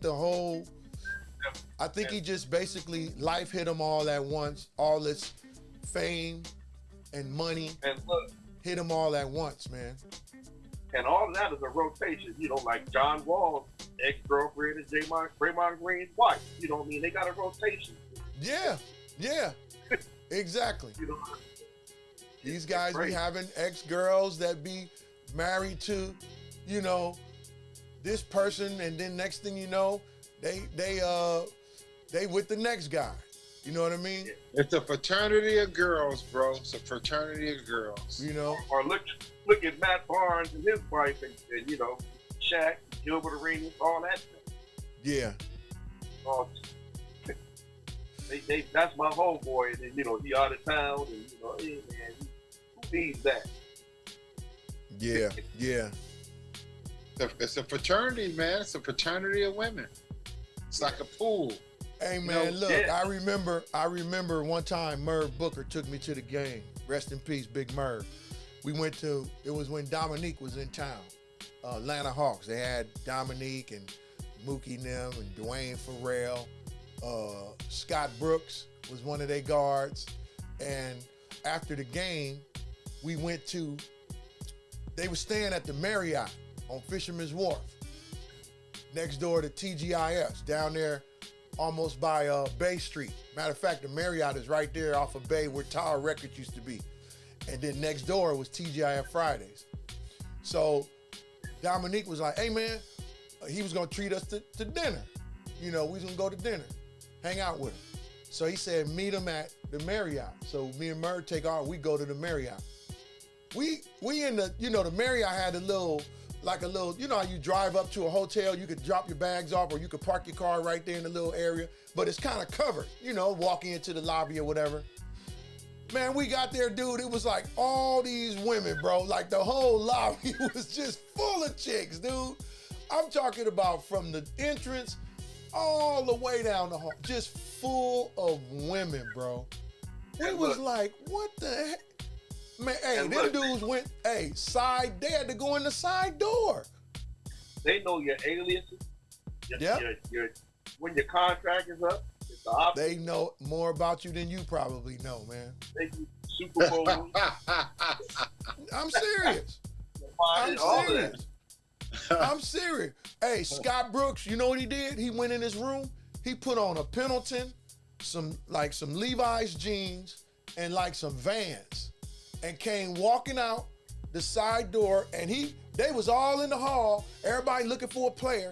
He walked right by the lobby, man, and walked right down the street. He looked like just a dude walking down the street. You never would have knew he was an NBA player. We knew because we just seen him play, but the way, like I said, he threw on a Pendleton and some jeans, had on some Vans, and just walked right down the street. But see, Dominique and them come out with blazers on. Dwayne Farrell got on blazers, got a little jewelry on. You know, them women, man. It must have been 100 women in that lobby, man. I was like, dang. Dominique was like, come on, man. Come on. We walked down the street, went to TGIF. We got inside the restaurant. He turned around, just did like this. It's like, see y'all, and walked in. And then when he walked in, it was these other two guys. I don't know where they came from. They came and they stood right at the door. Like they wasn't letting none of the women even come in the restaurant. I don't know if they was with the team or he had hired them or what, but it was two dudes in suits just standing there at the door the whole time we was eating. And it was just me, Merv, Dominique Wilkins, Dwayne Farrell. It was another guy that played with them. I forget his name. He was there, and then it was two girls that was already in the restaurant. They invited them over to our table, and they just came. And look, them two chicks didn't know nothing about basketball, too. They didn't know who Dominique was. They didn't know nothing. And they just sat there, and they was cool. You know? But yeah, man, you know, these young cats nowadays, man, the type of money that they making is just, it's ridiculous, man. Ellis, I'm going to sign off. Yeah, man, I got to go to work in the morning. All right, OB, thanks for checking in, man. See All y'all. right, See y'all. Matter of fact, we're going to shut it down. It is 10:50. Gee. But look, guys, this is what I want y'all to kind of think about. I'm going to put together, I'm going to get some shirts made, man. Smack Talk Get Down crew, right? Y'all let me know, man, your input on design, color, whatever. Y'all want to just get black shirts? I got a guy that does great embroidery work. We not gonna get no press on or no heat press type logo. We gonna get some embroidered nice shirts, maybe even some hoodies or sweatshirts. So next week we'll kind of put it out to the whole group and y'all kind of let me know what y'all want to put on there. We could put like, have your name on one side, you know, Big Rack, or LV on one side, and then on the back, had a Smack Talk Get Down crew, or on the, you know, right chest, down the arm, whatever. We'll talk about some designs, and it's gonna be on me, man. I'm gonna get them made, get them printed, you know, done up, and get them out to y'all. So y'all let me know next week. Put a little input, let me know. Yes, sir. The next week, we're going to talk about them sorry-ass Lakers. Oh, my God. Hey, man. Yeah, we could do that. I ain't going to get into it right now. We going to do that. Yeah, we'll do that. Hey, love you guys, man. Thank y'all for tuning in, man. I appreciate y'all, man. All right, man. So that's what we got to do to get together, man, talk on Zoom? Say again? I said, me and Rack. I said, that's what we got to do to get together, talk on Zoom. Hey. He been saying that. Hey, look. He been saying that for 3 years now. I've been going to a Warriors game for 2 years now. You know. Yeah, you could. Yeah, you have. But on me, and I ain't seen it. Yeah, exactly. No. He did invite me to one, and I couldn't go. I couldn't make it that particular one. So he is a man of his word. He is a man of his word. Got you. We gonna do something though. Hey, man, if you see where I'm at, I'm always in the backyard, always throwing something on the grill, always smoking. Y'all more than welcome. Let's do it, man. We gonna have to connect, Vaughn, and go up and holler at Rack. Hey, we got a lot of summer ahead of us, so let's make that a date, man, for sure. Let's do it for real. Okay, Doc. All right, y'all. Be easy tonight. All right, man. Peace, man. Love y'all, man. Love you too, brother. All right. All right.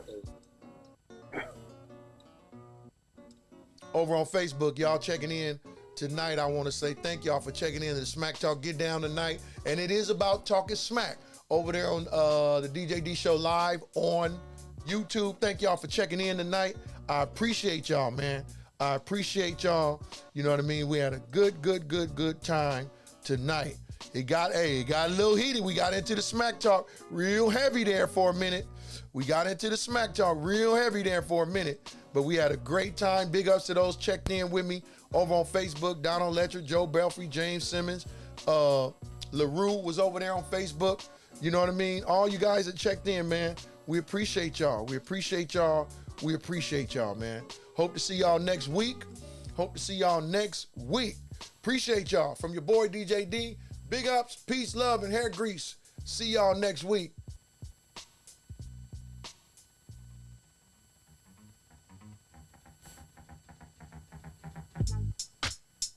The block's not ready for this one.